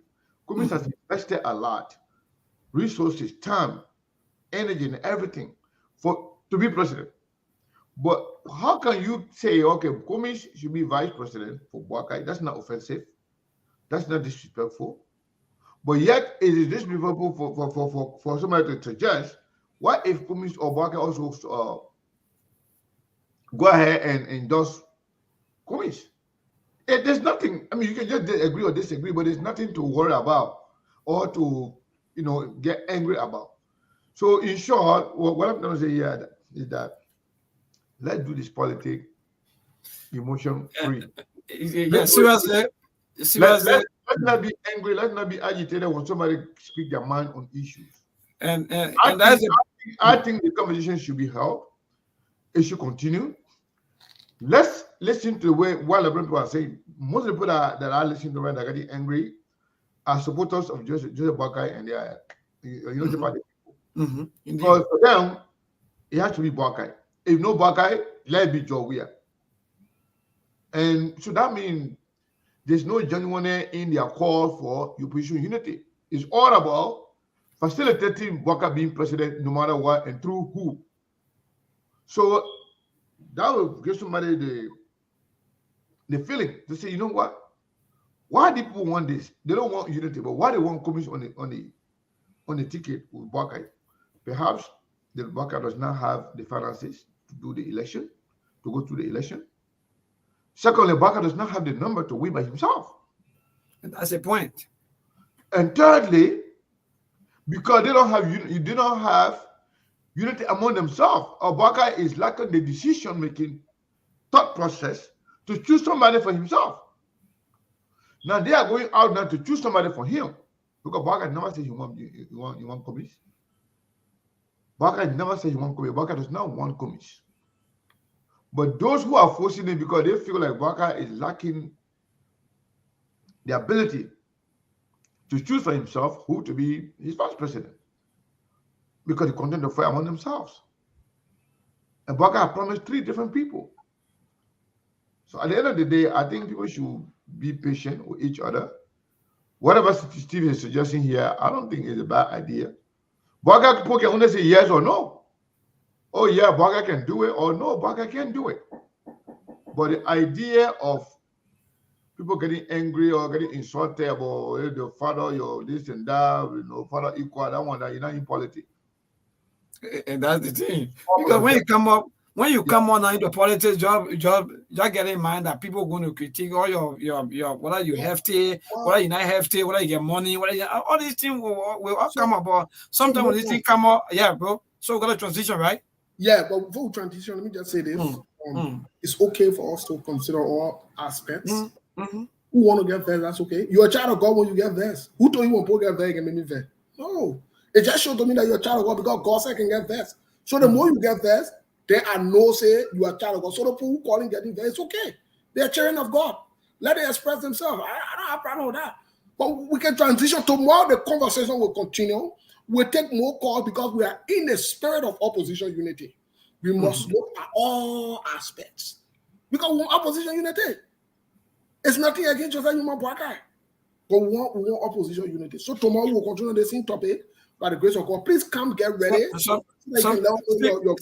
Steve, quickly, sometimes I wonder as to what are the people really thinking about the country, or about the country, or we're just thinking about individuals. Sometimes I wonder as to what we are all as people.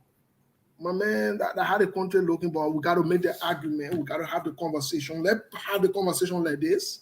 And it's good. Let's provide our option on the table because we all want better for Liberia. But why we should just look at one side? Why we can't just add the other side and let it be part of the consideration and the conversation? That bad thing, not bad thing. But let's move on. Let's transition a little bit here because we'll keep on with the Senator Yombi Kanga Lawrence story. We did play the video. Tomorrow we'll reiterate because of time. We'll go over the video. But Senator Yombi Kanga Lawrence confused me. She confused me because in one part of the video, she said they did not get the ruling of the NEC or the Supreme Court. But in another part of the video, she also said that the ruling said they have the possibility to pursue it or file. This is not a direct quote. Or file another case or situation to NEC. So which one is which? Either you got a ruling or you didn't get it. You can't have it both ways. That's where I was a little confused. So maybe whoever wrote the speech need to go back and reconcile those two things. It can be both ways. Either the Supreme Court gave her the ruling, and yes, she could say maybe they didn't get a copy of the ruling or her copy. That's a different statement. But to make it look like one meaning the Supreme Court didn't come down with a ruling, but another meaning. But overall, I think, Mr. Kane, we come back to what we say on this platform. Once again, SKTV is vindicated. We told Senator Yombi Kanga Lawrence, advise her, Senator Darius DeLong, and the rest of the crew, don't go this route. And we were emphatic here, some of us. We said, whether they go to the sky, they come back, they go in heaven, they go in hell, they will not win the case because the case is clear. They say we convince people and we baited people and we lie and we this. Here's where we are today. So the issue here now is, I think they should be discussing reconciliation. I think This defiant posture does not show any love. And I hear people say, oh, they get a number, they get it one. If the Liberty Party people are truly about Liberty Party, then they must side with the law. It can be about an individual.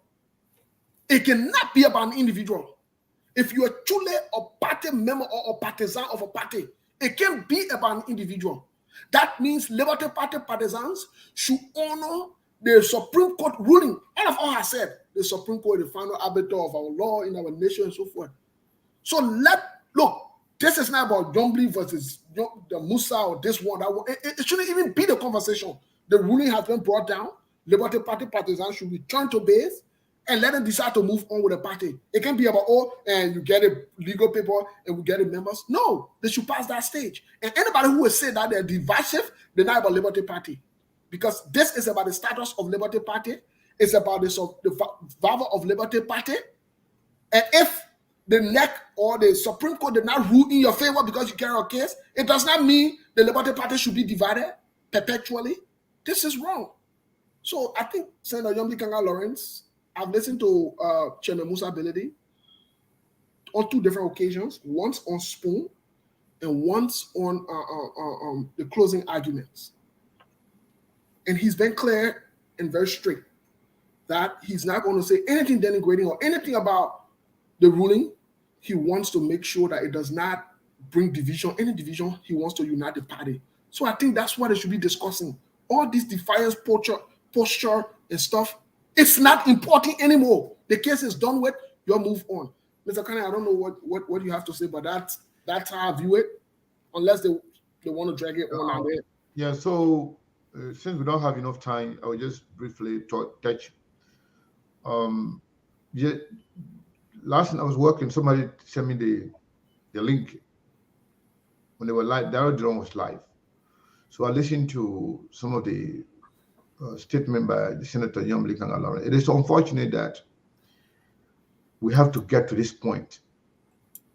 This is against the advice some of us provided publicly and privately to both Senator Yombly Kanga Lawrence and Honorable Musa Hassan Beledi. We personally engage all of them and some people around them that do not destroy your party for any reason. No matter what, get your act together and then worry about what happiness. But do not destroy your party for anybody. Now we are at this point. I will admonish all of them to get out of the, out of the sentiment, the way they're looking at things right now, and just stay reconciled. There's still time for reconciliation. They can stay reconciled with each other and make their party, great again. Right now, Liberty Party was considered one of the best political parties in Liberia in terms of organization, in terms of integrity and stuff like that. But now they have undermined themselves. So in short, I think they should not tread this thing on trouble line. What happened today, in several occasions, people were speaking Bassa to prove that this is Bassa People Party. Election division, Tadilon did it. And other people did it. Not Yombly. But a lot of people, that's the mindset they're putting up there. That this party is Bassa People Party. If you do that, you cannot put yourself in a box. You cannot put yourself in a box. No one tribe can own a party and win any election in Liberia. Plain and simple. So let the people forget about the whole tribal sentiment and come back together and put their party first and put the country first. That's all I got to say. Yes, tomorrow we'll go a little deep into the conversation to have this conversation, because I think it was not necessary. The attacks. I would really encourage Senator Yombly Kanga Lawrence and the rest of the leadership to refrain from attacking. When you make statements such as let me I got the transcript here.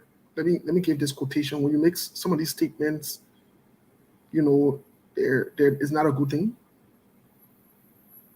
It's really not a good thing. And I would really encourage her to not do that. The court, this is what she said. Part of the transcript here. This is what she said.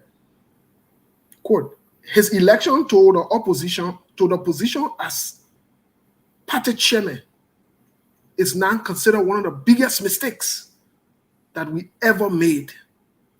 You don't say those kind of things.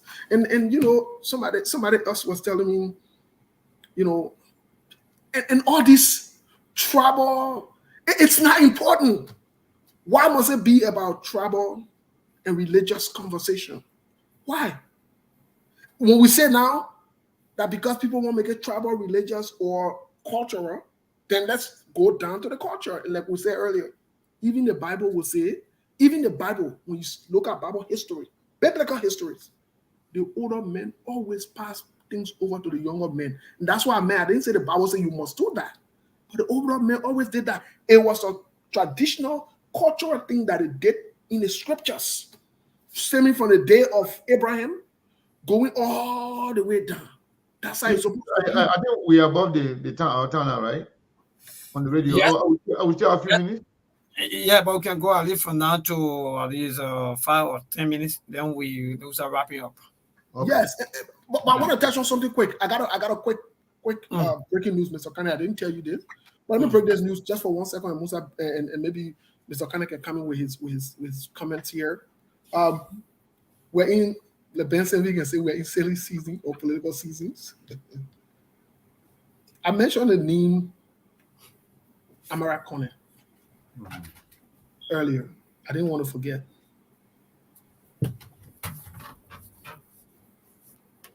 Amara Kone.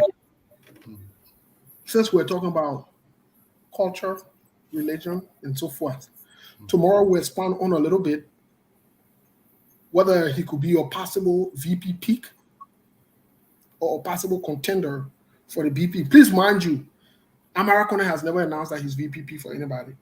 He announced that he's running for the Senate in Bapolo. We want to be clear on the record.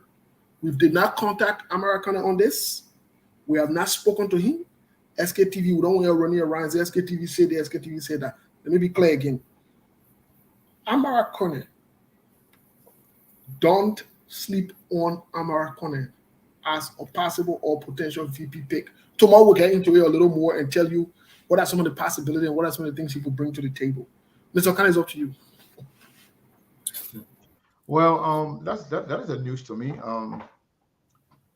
Personally, I like many other politicians. I personally talk to most of those guys, and because you say this, SKT will reach out to Amara Kone.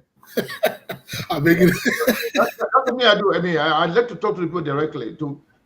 We'll reach out to Amara Kone to see whether anybody have talked to him, or if somebody reach out to him, this is something that he will consider. We'll talk to him. The last time we spoke, it was about his running in Bapolo. As a matter of fact, the man is supposed to come on the show, but his network there is very, very bad. So I think they've been working on improving the network there. I saw one of his posts where he talked about some of the improvement that the development they are doing there in Bapolo, including cell phone reception, making it, at least, easier for the people to actually have network. But in short, I'm not going to name coming into the VP conversation. This is not new. 2017, Amara Kone was supposed to be the Boakai VP pick. Boakai did not do it. Some people put that on tribalism, and some people put that on the fact that Boakai felt that Amara Kone will outshine him, that Amara Kone will going to overshadow him, given his knowledge, his age, and everything, to be vice president for him. We're going to be like Amara Kone is the president. So Boakai didn't want that. And also, towards the end of the election day, Ellen also wanted George Weah. When Ellen decided to help George Weah, Ellen wanted Amara Kone to be the vice president. And the conversation was aimed by that time, Senator Joe Howard Taylor was already being consulted, already being announced. However, Joe Weah agreed to remove Joel and take Amaracone because he needed the money from Ellen. So he just could buy down to anything Ellen says at the time. But for some reason, Amaracone himself said, you know what, let's not muddy the water. If at all the people are comfortable with Joel and already started the campaign, I will recuse myself from the process. Then that's how Joe Weah and this lady continue, Joe Howard Taylor. So in short, I'm not going to be considered. I'm not going to could be a good pick for anybody. Because of his background as finance person, because of his knowledge of finances, because of his experience working with the World Bank. I'm not going to, when he resigned from the finance ministry, when he went to Kenya, Amaracone was ahead of, they were working with IMF and controlling about 36 African countries, handling their money. And he left there with good, I would call it impeccable record of accomplishment because he was given the opportunity to be elevated to leave from Kenya, Nairobi, Kenya, and came to Washington, D.C. for his own request because he wanted to be around his family. And he was there. While he there, he was also given the opportunity to go and go to also serve at one of the biggest universities in the world. In all right, so Segu, we got to. Yeah, I just want to conclude. So, if you ask me about Amaracone would not be a bad pick for anybody, depending on what LeBron people want. But I think it's a good thing if anybody get him. Tomorrow will tell you why. And we'll try to reach out to him if we can get him to either confirm or deny whether or not he has been talked to by anybody. The SKTV on here. We'll tell you what's going on. Yeah, but Milburn, thank you.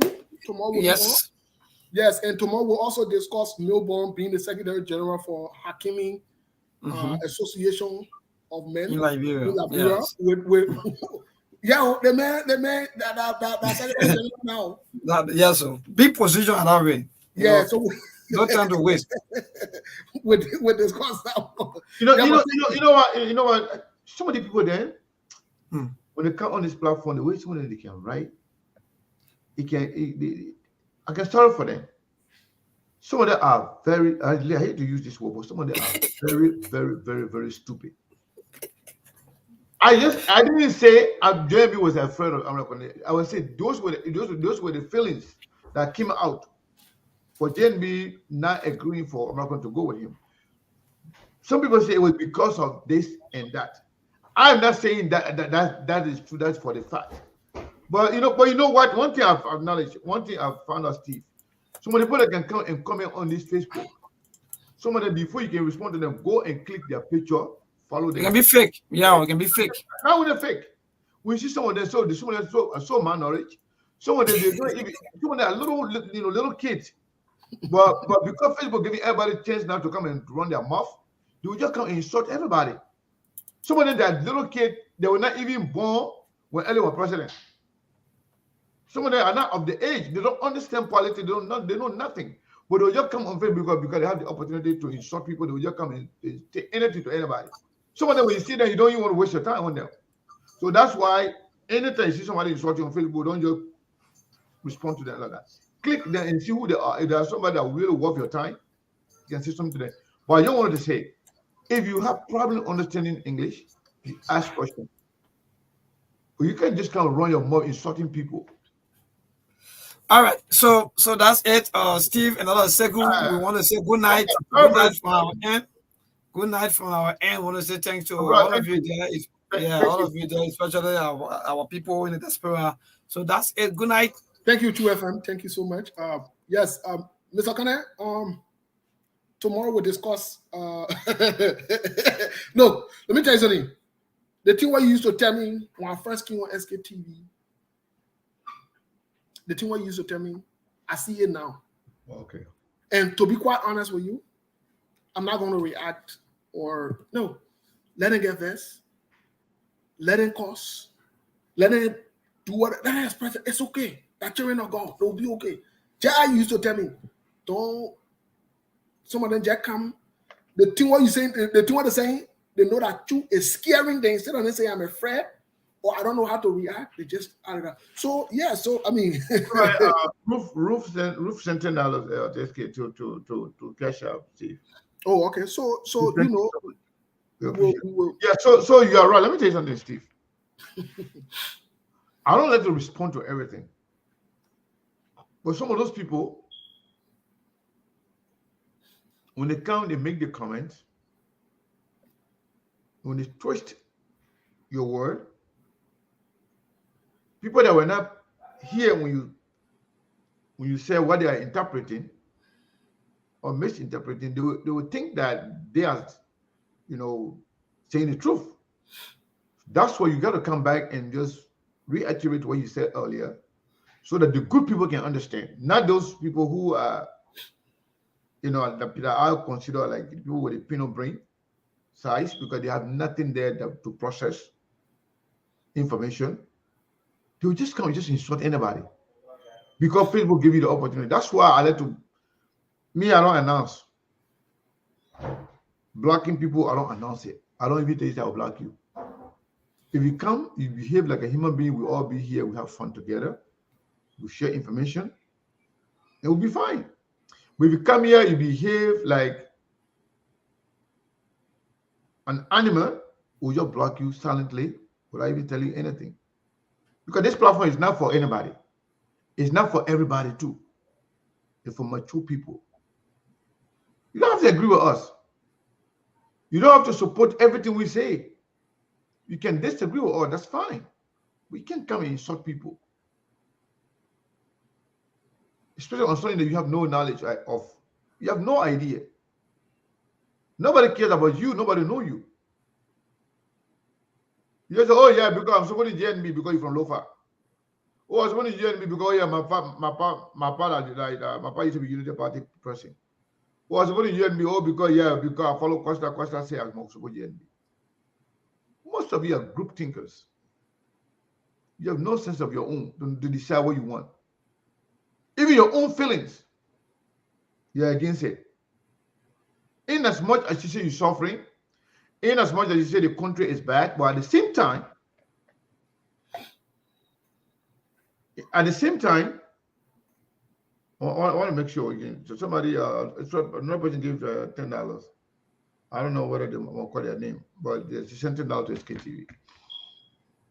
So some of you have no idea, no clue. So going back to the Yombly thing, Steve, I think Dillon is the problem. Yeah, I think Dillon is a problem for Yombly. And if Dillon doesn't be careful, he will lose his political relevance. I think people need to call Dillon out. He is the biggest problem in the Liberty Party, or in destroying the Liberty Party. His personal feelings. He's using that to destroy the party. His personal connection. Everything Dillon got through with this whole JMB thing, he got in it for two reasons. Number one reason, because he feel like the Liberty Party easiest way to get to the presidency will be through JMB. So he wanted Yombly to be the vice president. When Yombly is vice president, Dillon is the president. Let's say Yombly become president, Dillon is the president. That's the first thing. Second thing, when Costa did announce that he's supporting JMB, there's nowhere Costa can go somewhere, then Dillon go somewhere else. I've said this over and over. Because he got thin skin, he's afraid of bullying, and beyond that, both him and Costa know where the bodies are buried. So because of his personal agenda, he has led Nyombli to an uncharted territory. Nyombli is very eloquent. Nyombli is very, very, very bright. But even seeing her reading the speech today, you could tell. You could tell that somebody is doing something, under circumstances that they're not comfortable with. That somebody is supposed to do certain things. I think Dillon should be careful not to destroy his own political future and that of Nyombli Kanga Lawrence. Just a friendly advice.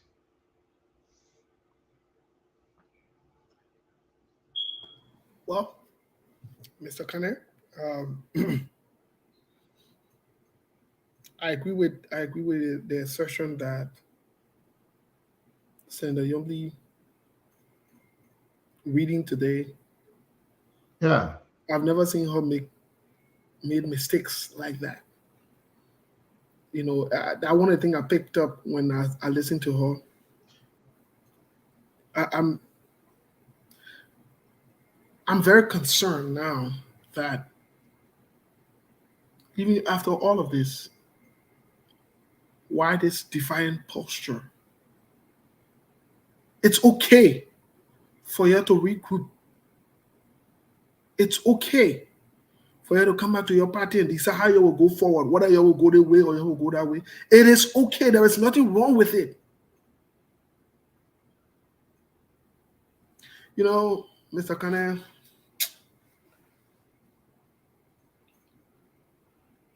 that's something that we said here and we'll continue to say.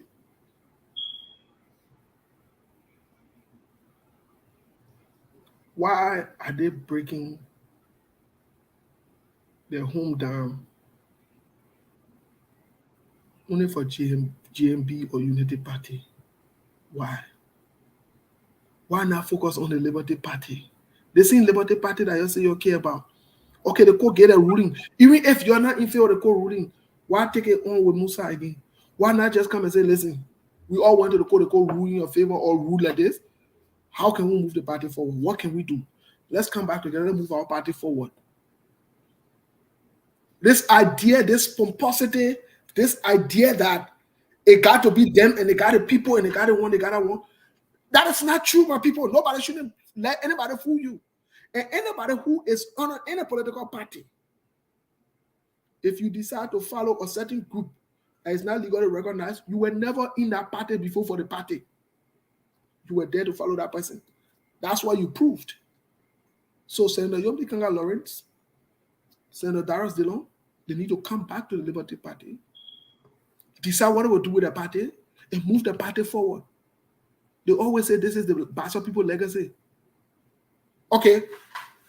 No, I've never heard Nyombli saying that. But no, I'm saying no, not necessarily. But the same Liberty Party that they are talking about today. Then the same Liberty Party, they have flag, the Liberty Party flag next to them. So if you're so care about the party, what thing can be big that you can go and face that thing? The thing now move from the corner and the corner settle it. Why you can go sit down and discuss the thing? What thing inside the thing here that you can go sit down and discuss it? I mean, this is just not a good thing. And this level of stubbornness, it's not necessary. I don't know who's advancing Senator Nyombli Kanga Lawrence, but this is becoming a problem and troubling. And I will say this to her, my Oma, if you're not careful, you lose it all. In 2023, if you're not careful, you will lose it all. Because if you don't win the next election as a senator, Joseph Boakai does not pick you as vice president. Where else do you get a stand?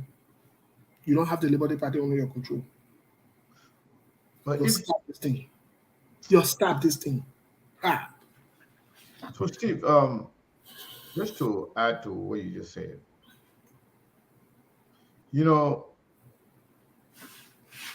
because of this thing,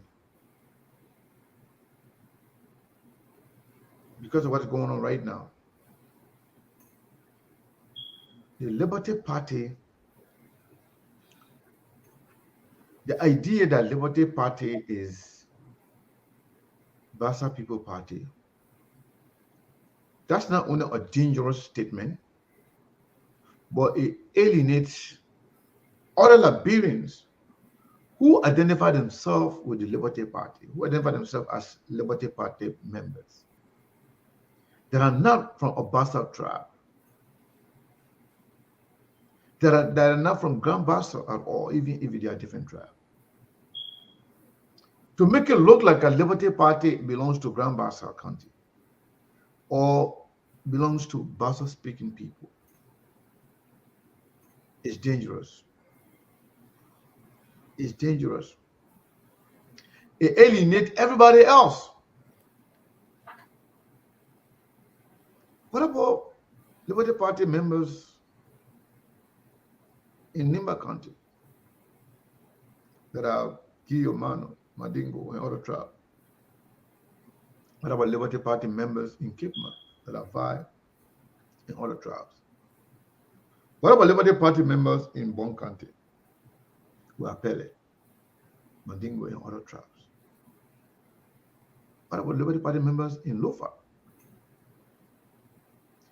I know 100%. The last election Liberty Party participated in,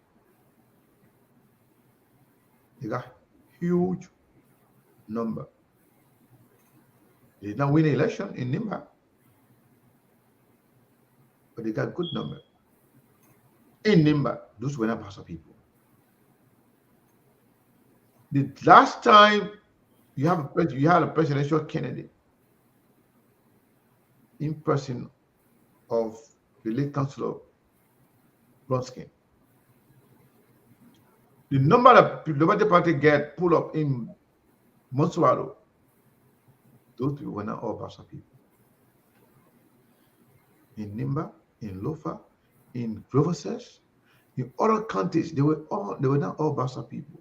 So do not alienate other Liberians because of politics.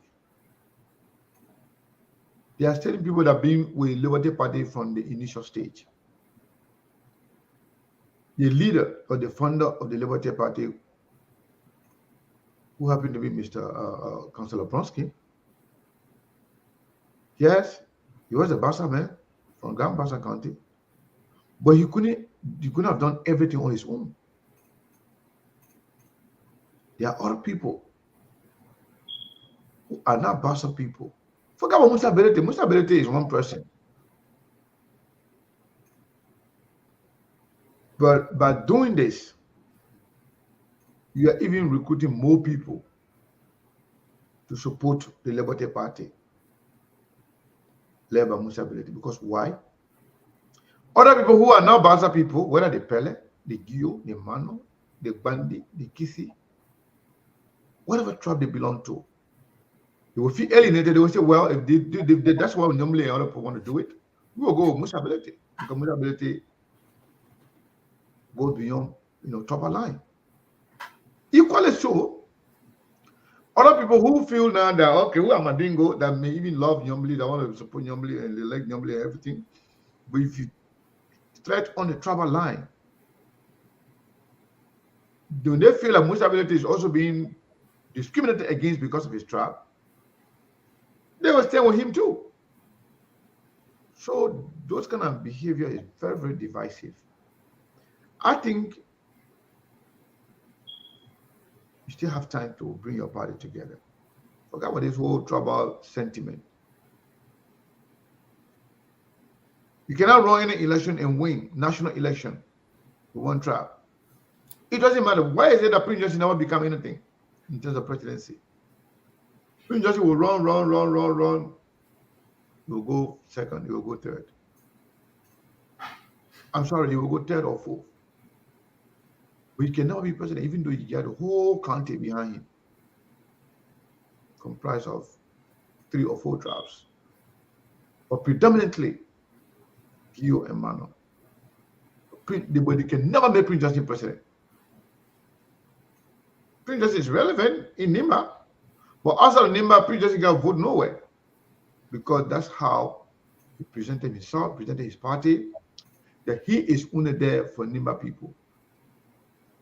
It's predominantly Gio-speaking people.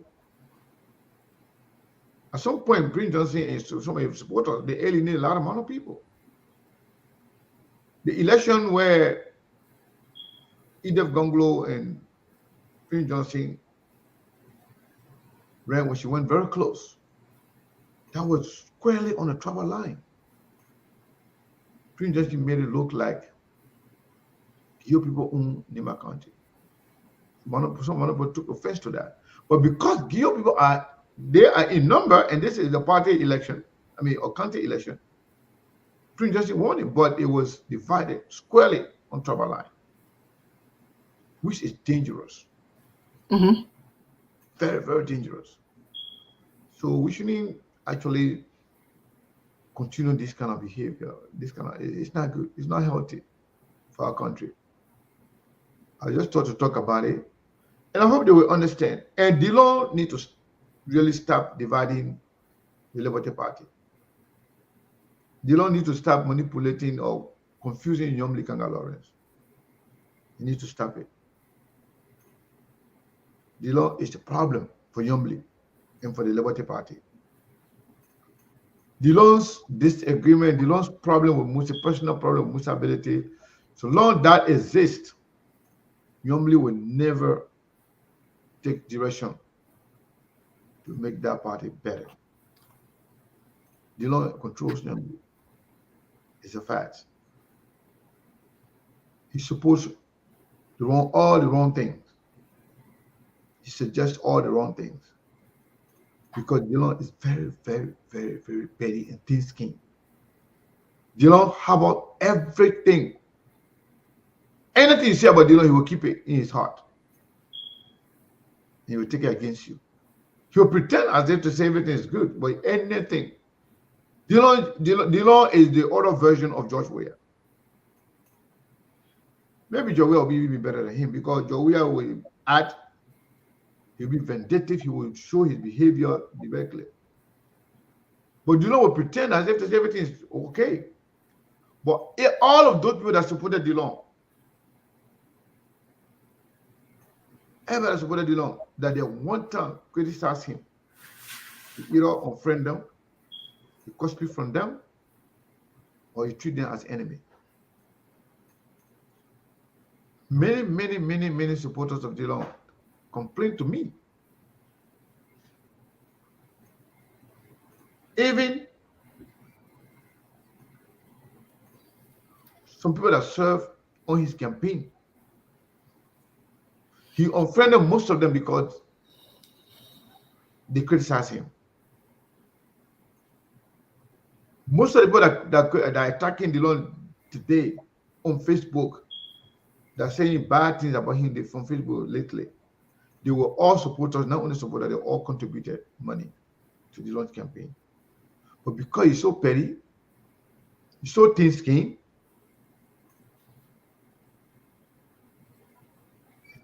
he burned bridges with all those people because of the pettiness. And he's taking that on the national level, which is dangerous.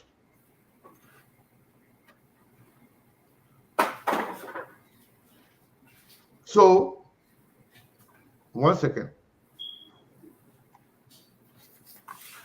Well, when Sekou gets back, we will try to close the show here, and we'll be back tomorrow for sure. We do have a lot to talk about tomorrow. A lot of things happening. Just a lot. And we'll get into them. But hey, the truth is, for me, I don't know. Maybe I'm different, but I don't care whoever wants to block me or whatever. It's not important. It's not, for me, it's not that big of a deal. It's their page. If they choose to block you, that's okay. If they want to unblock you too, that's okay. I've always said, you come on my page, you follow direction and instructions, you'll be okay. So long you're addressing the issue, that's okay. Once you leave it and want to talk something different, then you got to go. that means you're not serious. And I'm not going to get into that. But hey, everybody's different. Senator Darius, they don't know his reason why he's blocking people. He knows. And hey, I respect him for that.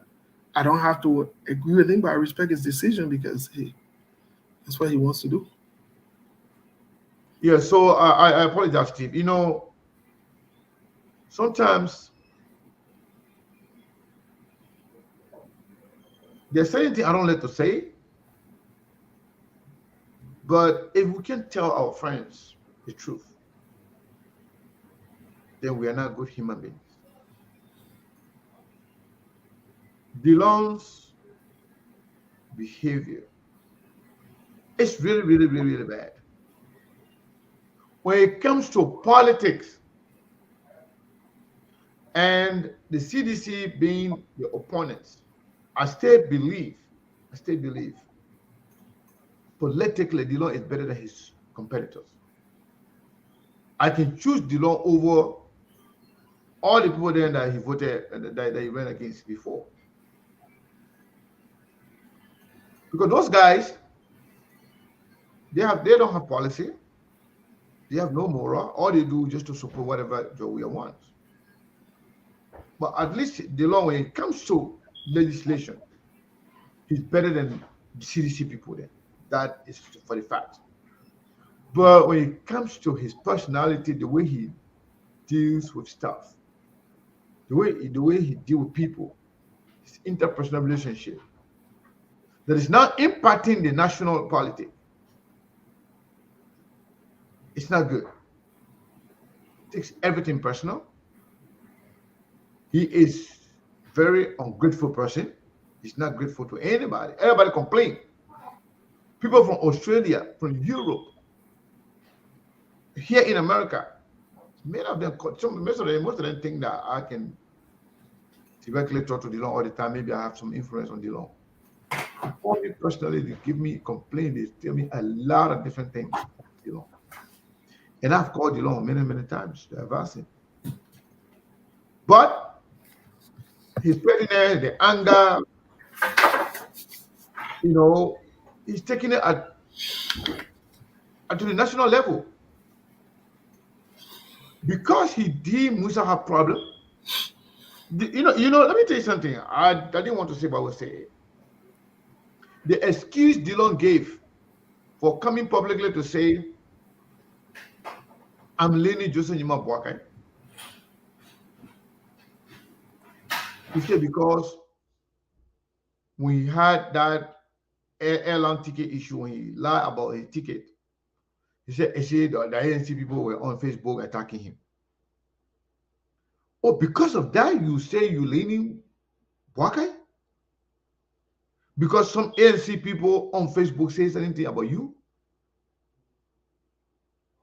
A leader? Supposed to add on anger? So DeLong's is a serious problem for Nyambili. And Nyambili supported on that too.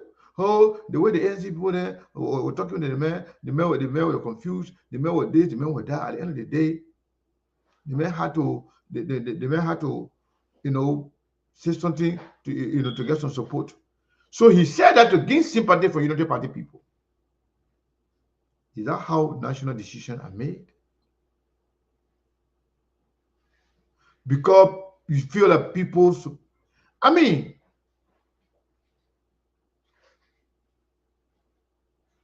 I'm sorry that we all supported DeLong to be senator, because I feel that time, I still feel now that he's better than people that he was running against. But your interpersonal relationship with people, your decision making, statement you made can impact the national decision.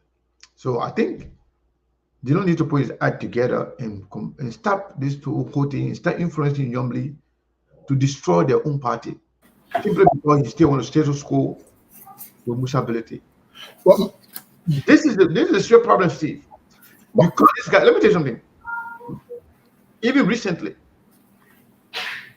when JNB and Costa they had a agreement in Ghana, Dillon was very upset.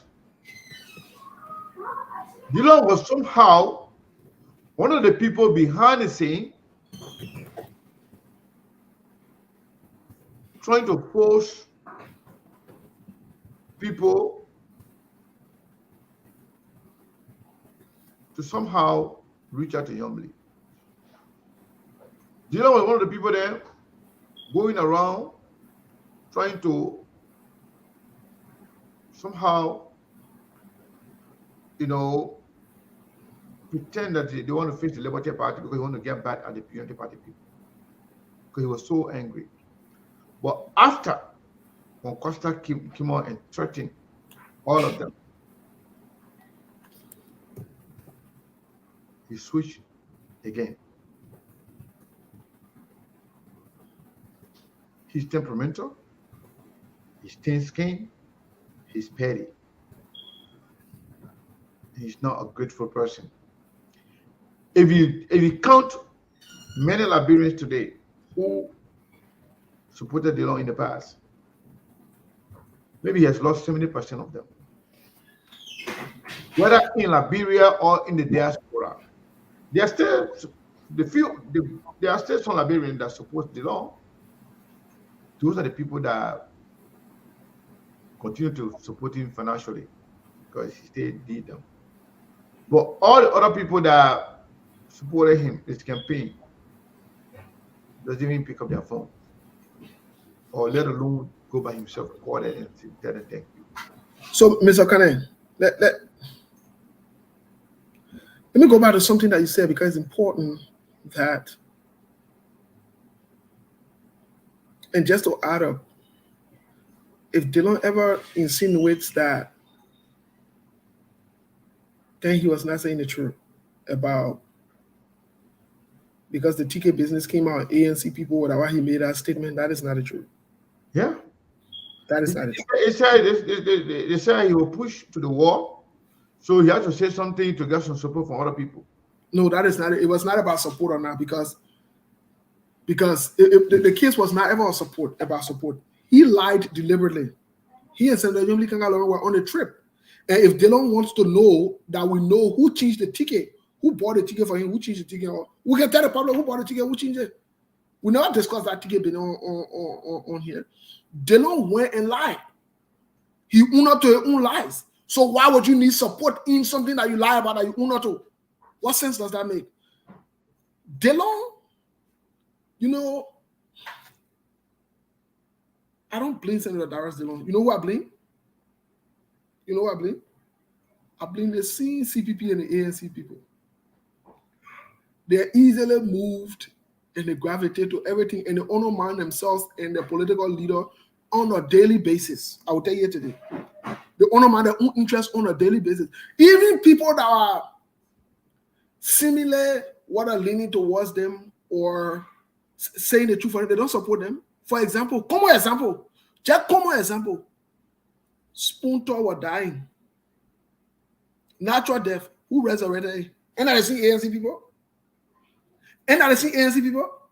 But I see show instead of kind of talk nonsense to the political leader there. So to be honest with you, the ANC people, I still remember that time. At that time, we were planning the ANC global meeting in Texas, to go to Texas. I think 2018, 2019. But then I hadn't resigned from the ANC global. We were planning it, Mr. Kane. I said it and I will continue to say it. I said Dillon must not be the keynote speaker for that. At that time, Dillon had just won the election, the first election of 2019. They were all popular. They gravitate towards popular thing when they can make their own thing and they can make their own people. Even the Costa Fresca that he passed around in the player with, that ANC people made. In one day time, they collected 25,000 for Costa when he lied at a radio station with vandalized. The next day, where did they see him? They saw him on the beach, chilling in California. You see it? So what I'm saying in essence is they dress their own devil and they will deal with their own devil at the dress. And let me tell you something. One of their problems. They don't support each other. No, they don't. They have created many platforms of their own, but I can't even see them there. Yashini been on the show forever. How many of them can go there? They give it. No, I'm just being honest. For us, we don't belong to any. Even let me tell you, if this platform today declare support for any political party, that will be the end of this particular platform. And we just tell the truth. Yep. Look at Sedition. Sedition, they're in power, right? Look at their own platform there. Liberians, they're just like that. They don't let their own. They don't support them own. But ANC people, they are the worst. Yes, Mr. Kane. They don't support their own. It's shocking to me. They don't support each other. It's shocking to me that Stinto They can be will dealing go with and support other people. people and make other people everything, but when it comes to their own, they don't even go there. Mr. Kane. I've seen a lot of ANC platform. When you go there, you barely see 100 people watching. Yes. Sometimes 10 people. Sometimes. So where are they? But then they're spraying themselves. Those people, they're only there promoting the agenda of the ANC. But because they don't have a lot of breaking news, they don't got G's. Mr. Kane, ANC people, CPP people, most of them, can you imagine sharing a show where they're disrespecting your political leader, sharing in chat room? To tell you that something not okay with them. They don't even know what they really want. And the two you say that too. And what they got in, Munir Christian will be on. They will not go there. I mean, they can go there. Yasini will be on. They will not go there. Yang will be on. They will not go there. Duke then will be on. They will not go there. But guess what happened? Soon somebody talking something about the political leader, cursing the political leader, they will be all on there sharing the show to each other and inviting each other. How does that benefit you? And the other show they can be going on. Lofa Julius can be on. Lofa Julius, they would never support. They would never support. Never. But just watch. Crazy men say walk out today and start talking something about Boaka. All the United Party people go there. Christian men work out today and start talking something cool about Joe. All the CDC people will gravitate to. That's what you do in politics. Your own. But they don't do that. I don't want to say that own is only politics. I still be thinking some days. So somebody say, this person, I don't know this person. I have not clicked their picture to know where they are. Because they say, I don't know, Prosper Terry. They say ANC people support SKTV. SKTV, not ANC TV. That's why. But they can support it. What is happening? United Party people do same money here too. United Party support us. CDC do same money here. CDC send money to us too. They send money to the platform. Everybody support SKTV. Everybody support this platform. Let me tell you today. If we show you the list of people that send cash up or even and they don't come on name, you will check. There's plenty. So we can support from everybody. But what we're saying here is that you do not support anybody who try to denigrate you. Especially somebody who openly disrespect your political leader on a daily basis. You know, let me tell you something. Similarly, there's nothing Eugene Fagon has not said about your Unity Party and the opposition as a whole. To see Eugene Fagon being celebrated by some Unity Party people now, even some ANC people, support Eugene Fagon because he can talk nasty thing about the government. That's the problem I got with many of you. They have no standards, no morals. They stand for nothing. They stand for nothing. I say that to you. They stand for nothing. That Eugene Fagon will be discussing, they'll be passing around. All the things that Eugene Fagon said, but they see you know. All the people that can be praising Eugene Fagon, I think they don't get sense. You hate me or like me for that. All the people that can be praising Eugene, even listening to Eugene Fagon and believing what he's saying, I question your sense of your intellect. I feel like you got no brain. Because you know what? This is the guy that defended all the wrong things that this government was doing. This is the guy that defended or insulted everybody who criticized the government.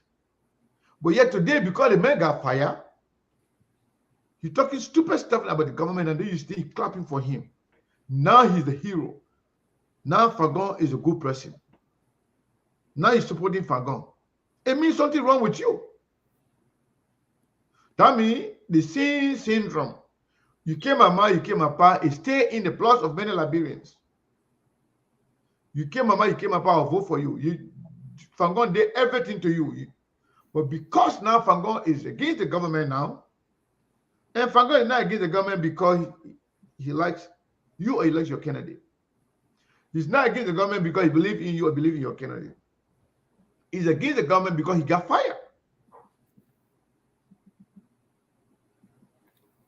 And my girl who used to get money too, not giving me money like before. My girl got fired. So at the end of the day, people say they don't will block me. I'm supposed to be worried about somebody blocking me. I'm my own man. You know how many people want to talk to me? Do you know how many people want to talk to me? You know how many people want to have a connection with me? Do you know how many friend requests I have on a daily basis? Do you know how many people in my inbox on a daily basis they want to say hi to me, just to hi to me?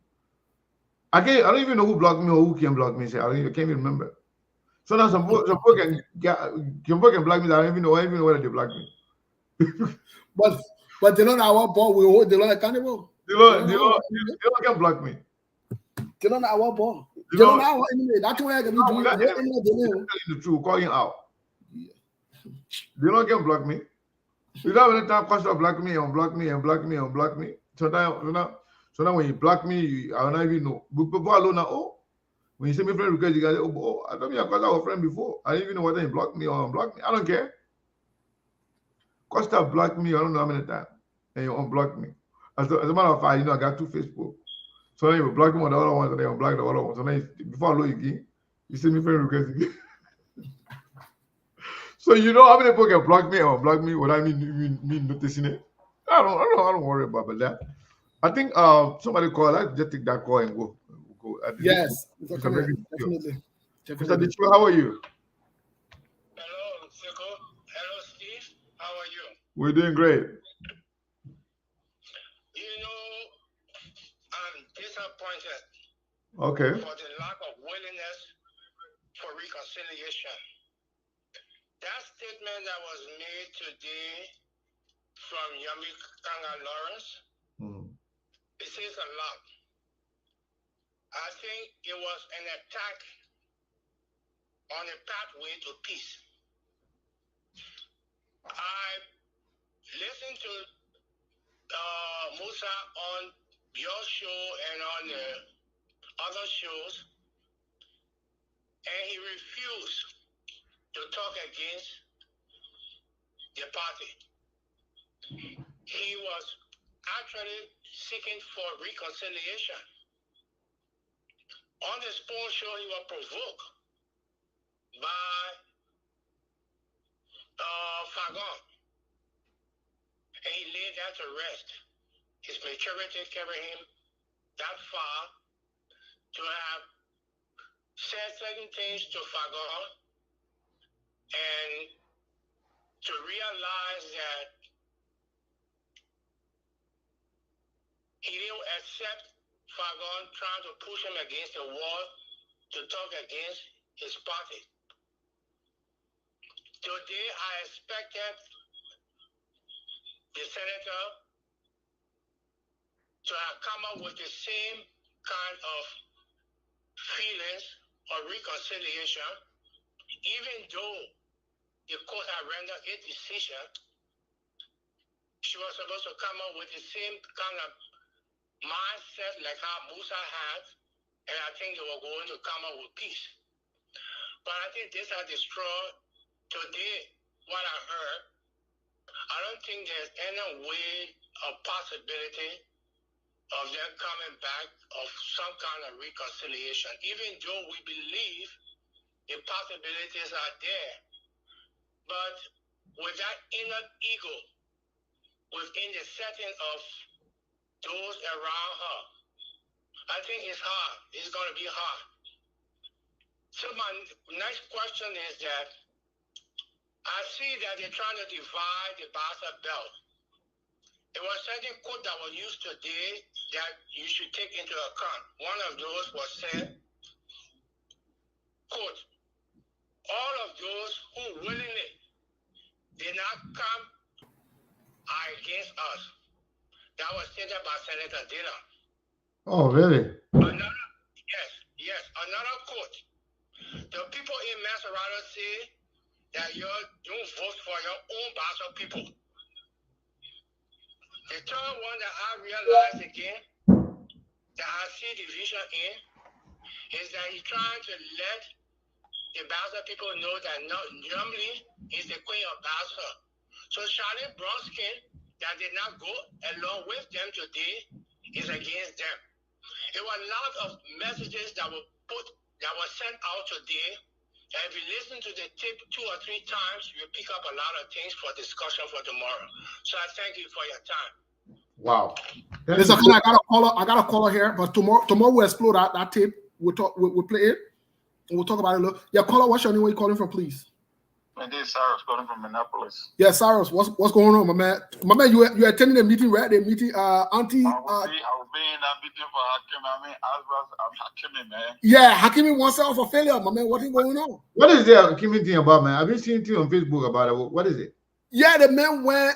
Oh man, Sarah, hang on, but let me call Sarah back. But Hakimi went, and Mr. Kane basically the man put. Hakimi got to play for PSG. PSG? Yeah. You know, the man went during the divorce process, his wife, the woman wanted to 50% or some percent on his money or inheritance. But the man put all the 18 year money a long time ago. So that means the woman left hanging. So the men are passing around, Adam Gender passing around, the men say the man smart, the man wise for not giving the woman some of the money. But I thought they say it's a trap. So we're having a meeting tonight to resist Hakimi and make sure we conscientize the public and the rest of the Adam Gender who falling for that. Because that's a trap, Mr. Kane. That means, Mr. Kane, the women there will amalgamate forces. And you know what they'll do to us? They'll be checking the bank account there, the WhatsApp, to make sure you're not saving money somewhere. They can check all they want because I just standard operating procedure. It's okay when the woman is a gold digger when she ripped the man apart. Don't forget, Hakimi was the 12 years his senior. And what the kid did was his lawyers insulated him from something like this. And there was rumors flowing that he engaged into some sexual behavior. Yes. So the next anticipated move was she was going to file a divorce and then use it to come after his wealth. Right. But she Anyway, let Hakimi conversation we have it to. No, we're not doing any Hakimi. I didn't even know about what happened. No, but you are invited to the meeting as one of the advisors. No. I guess Yeah. Simple was being a meeting as one of the advisors. So let's hear from you, Cyrus. That's part of the conversation, and like Siku really said, like our people are so entrenched in the ideology, whether it's about tribal sentiment and all that. We are not going to get any better than the opposition party, and this is Georgia's advantage. People believe that Georgia is underperforming, so somehow people just going to get mad and vote against Georgia. I tell folks, the way how people vote in that country, you got to be very careful. And this whole thing about opposition unity, that's a fair question you ask. Opposition unity is not fixed. But the whole idea about love Labrador, Ting Labrador, and Bill Labrador is only unique to Joseph Walker. That's what people believe. Why it cannot be about anybody else in the opposition? Right. Like you said, if Joseph Walker is so interested in this country, if he really loves Liberia with all the challenges, why he cannot do the most honorable thing? But that will never happen because you know the forces that young Joseph Walker, you know their true intent. The unfortunate situation here is it has never been about Liberian people. Like I tell folks, when you think in a holistic way, it's easy to make better decisions. When you think in terms of personal interest, it becomes tough to make decisions. That's how to do the CPP winning disarray, whether it was on the Costa and the Uri and the Yomli Kangan or auditioning for this vice presidential slot. That's just why it's all about. Because if you are making a case that Joseph Walker doesn't have the capacity to lead, or he will just be there for a short term, then why waste the short term? Right. Why not build something better for the long term? But like I said, it's not about the Liberian people, it's about themselves. So opposition unity, don't buy into it. It's just a scam. But guess what they've done? Yes. Guess what they've done even at a bigger note? The Costa, the Dillon, the Benina Ure, they've put forces together to ensure that Joseph Yuma Boakai does not pick Jeremiah Kuhn Yes. Well, it's just a replay of what happened in the city. Exactly. So, like, I don't know who's going to build trust with those guys to say that even if they want to form a coalition with them, because if you get like, you see, that one thing that can surprise me about the old mayor come is a wisdom. Because I know that as you get older, if you spend more time on the planet, you sort of get wisdom, but it doesn't come automatically. Hold on, Cyrus. Cyrus, hold on. I get it. Lofa, hold on. I got Cyrus on the other line. Let me get Cyrus off, then you'll be next. Man, let Lofa wait, man. Lofa say he's not a politician, not politician. Let Lofa move on here. Yeah, Cyrus, go ahead. Lofa say he's not a politician. Bro, I heard people making this whole analogy about how Geelong won with our money. Like I tell folks, if you believe that Joseph Boyka can rescue that, Joseph Boyka cannot even keep himself awake.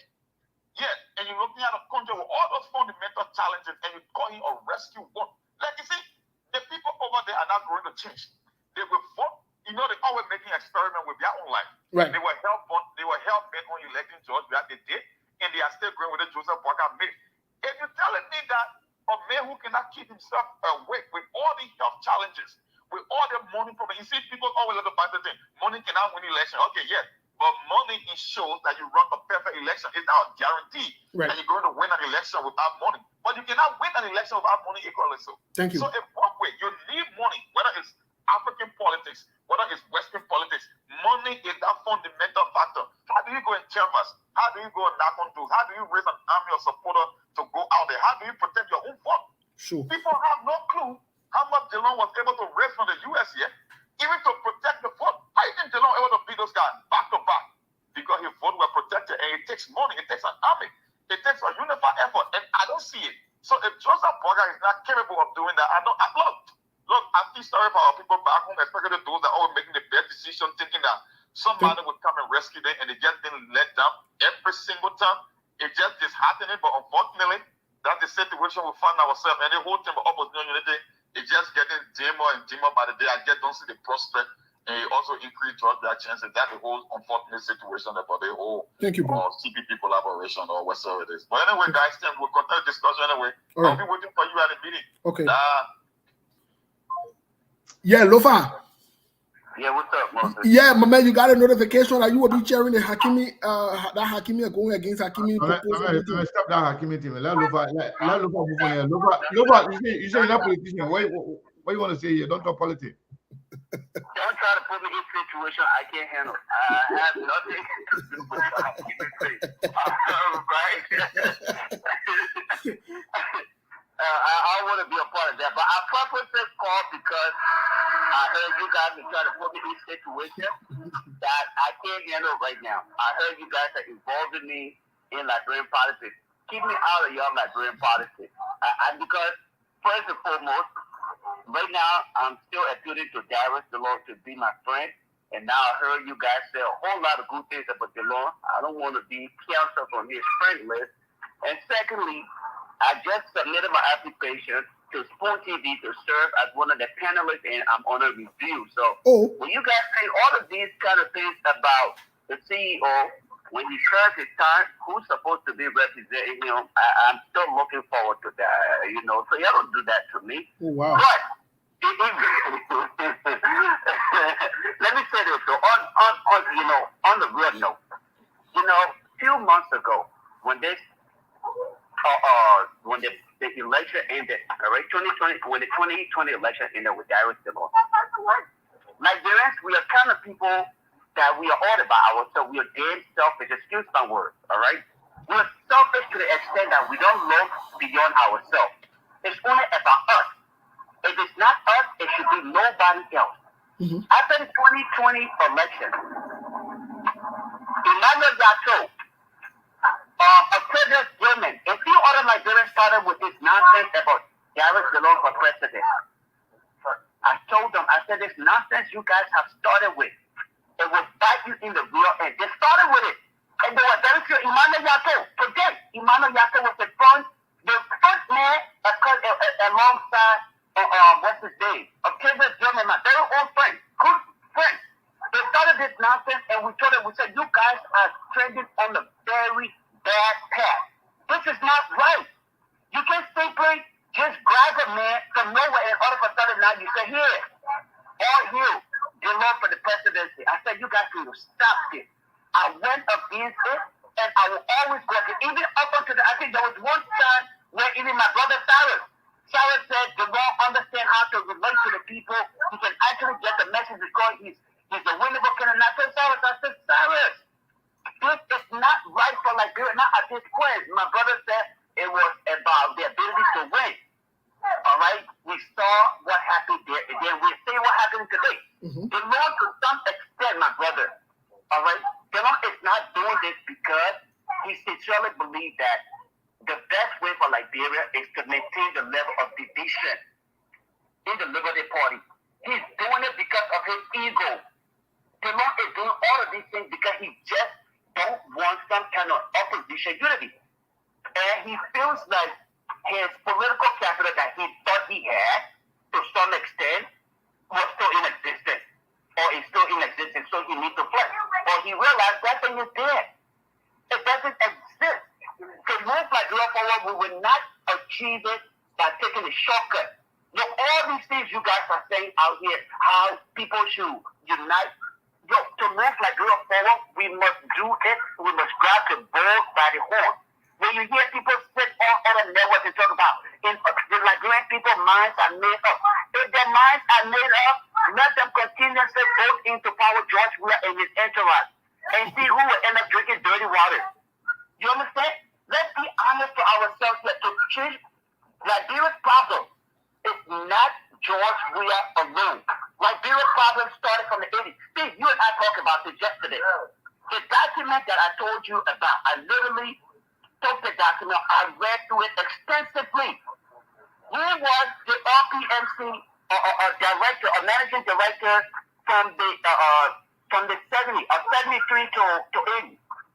You read the document. Yep. Wasn't it on the website? Now, Joe Ball. When the audit was conducted,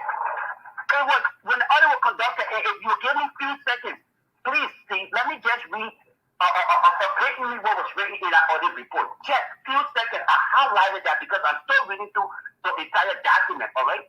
You cannot blame all of Liberia's problem on Joe Boycott. In order for us to change Liberia, it must be done holistically and we must recalibrate the system. And because the status quo does not believe in the idea of recalibration, they will do any and everything to make sure that they maintain the presence in order to continue the same corrupt practices. We cannot. I say this, and thank God, I can openly say what I want to say freely. I owe no apology. I owe no allegiance to any political party. I owe all of my allegiance to Liberia and Liberia only. Let me read for you this a specific paragraph here. All right? The food assistance program that came in Liberia under Honorable Joseph Numa Boakai. All right? It was stated the PF480 rice and counterpart fund generated from rice sales were misused by the Liberian government agent, the Liberia Produce Marketing Corporation. That is LPMC. LPMC, excuse me. The Liberia Produce Marketing Corporation. That agency which was managed. And then when I look up on the website, resume and everything else, from 1973 then, he was with the LPMC. Yep. So when this audit was conducted, and they found out that they were misusing funds that was given to support. So where is the problem? Are we saying this issue as of recent? They said George Weah was taking people's money and using it for something else. But in this very same report here, it said, number one, can one of the misuse of funds, they were providing rights without payment to Liberian official Liberian official ministries. Who was doing that? It was Honorable Boycott and those who were in leadership at the time. Let's be honest ourselves. Count number two, using countercash funds to purchase local commodities and for other unauthorized purposes. If you're using your counterpart money to purchase other things that were not intended to be purchased, who should we hold liable? Isn't it the management? Look, come on, guys. I can say here all day and tell you George Weah and his government is as bad as anything else. But in order for us to move Liberia forward, the lazy folks will say, oh, you cannot lead from the back, you have to be there. We must take the bull by the horn. If any one of you on here believe that Liberia must move forward, we must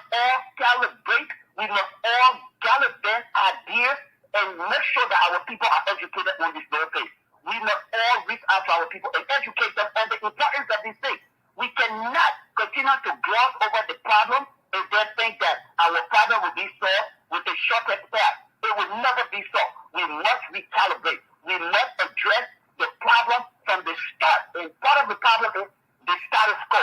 Thank you. We must all make room for other people to come in and participate in the process. Thank you. Thank you, bro. Thank you so much. And yes, we'll find time to discuss that report because Lufa and I talked about this yesterday.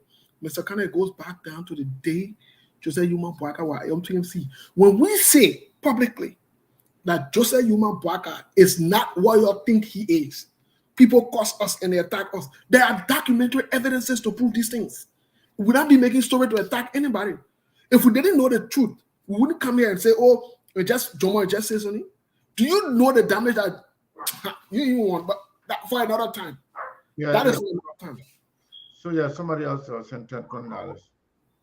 Okay. So $10, and $20. So the person for the $20, I don't know what I want to put their name.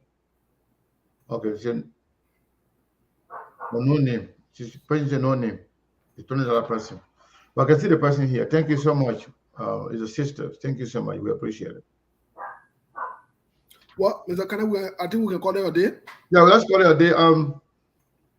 You know, tomorrow we will expand more. I think people should actually get out of their feelings and discuss real Liberia and real Liberia things. So those who let me see. Oh, when you thereafter when I announced somebody speak, let me see again. The person also no name please. Somebody also sent $20. So like $60 right now. $10 times 2, $20 times 2, $60. But all they say no name, don't call their name. Yeah, don't call their name for security reasons. Yeah, but I want to say thank you to everybody for supporting SKTV. We really appreciate it. Every penny matter to us. We appreciate it. If you come here to you share our show, you don't give up money, we appreciate it. It's not about money. It's about we being here with you to share information and to discuss the future of our country. We appreciate everybody. You know, Steve, one last thing I want to say. Tomorrow, we actually discuss this whole idea of opposition unity, if it means anything. I think it should be open and people involved should be open to it. But for people to say opposition unity only go one way or the other way, that's not genuine. That's not sincere. But yeah, we got to leave it there for today. You got it, right? I got you. I got you. Let me.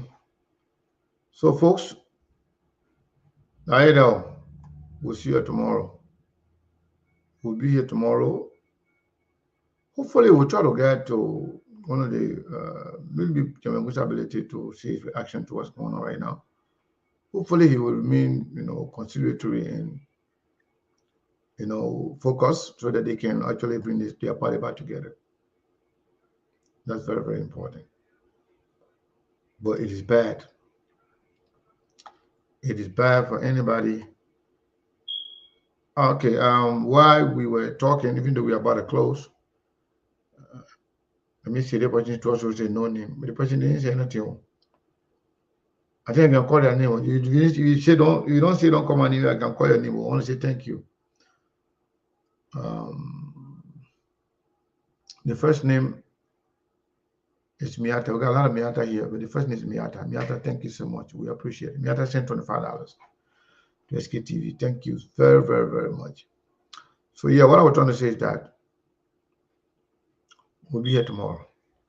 And come here and be part of this very, very, very, very exciting conversation. It will continue tomorrow.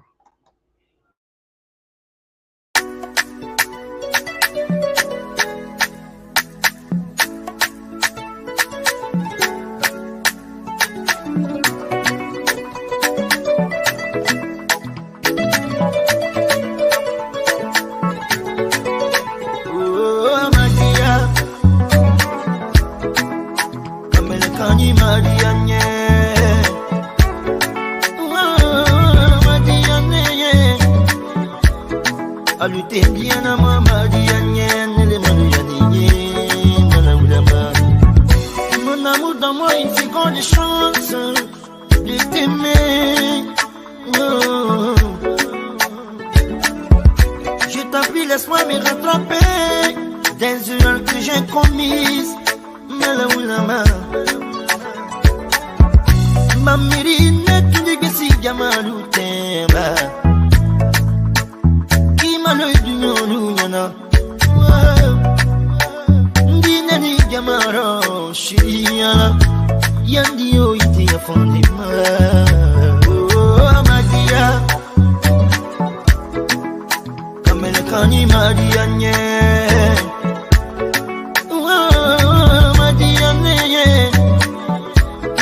Alutendiana mama diane les manuyani manamulama. C'est vrai je connais rien en mathématiques, mais je sais combien de fois tu comptes pour moi. C'est vrai que je suis très orgueilleux, mais j'avoue que je suis fou de toi. Sanindama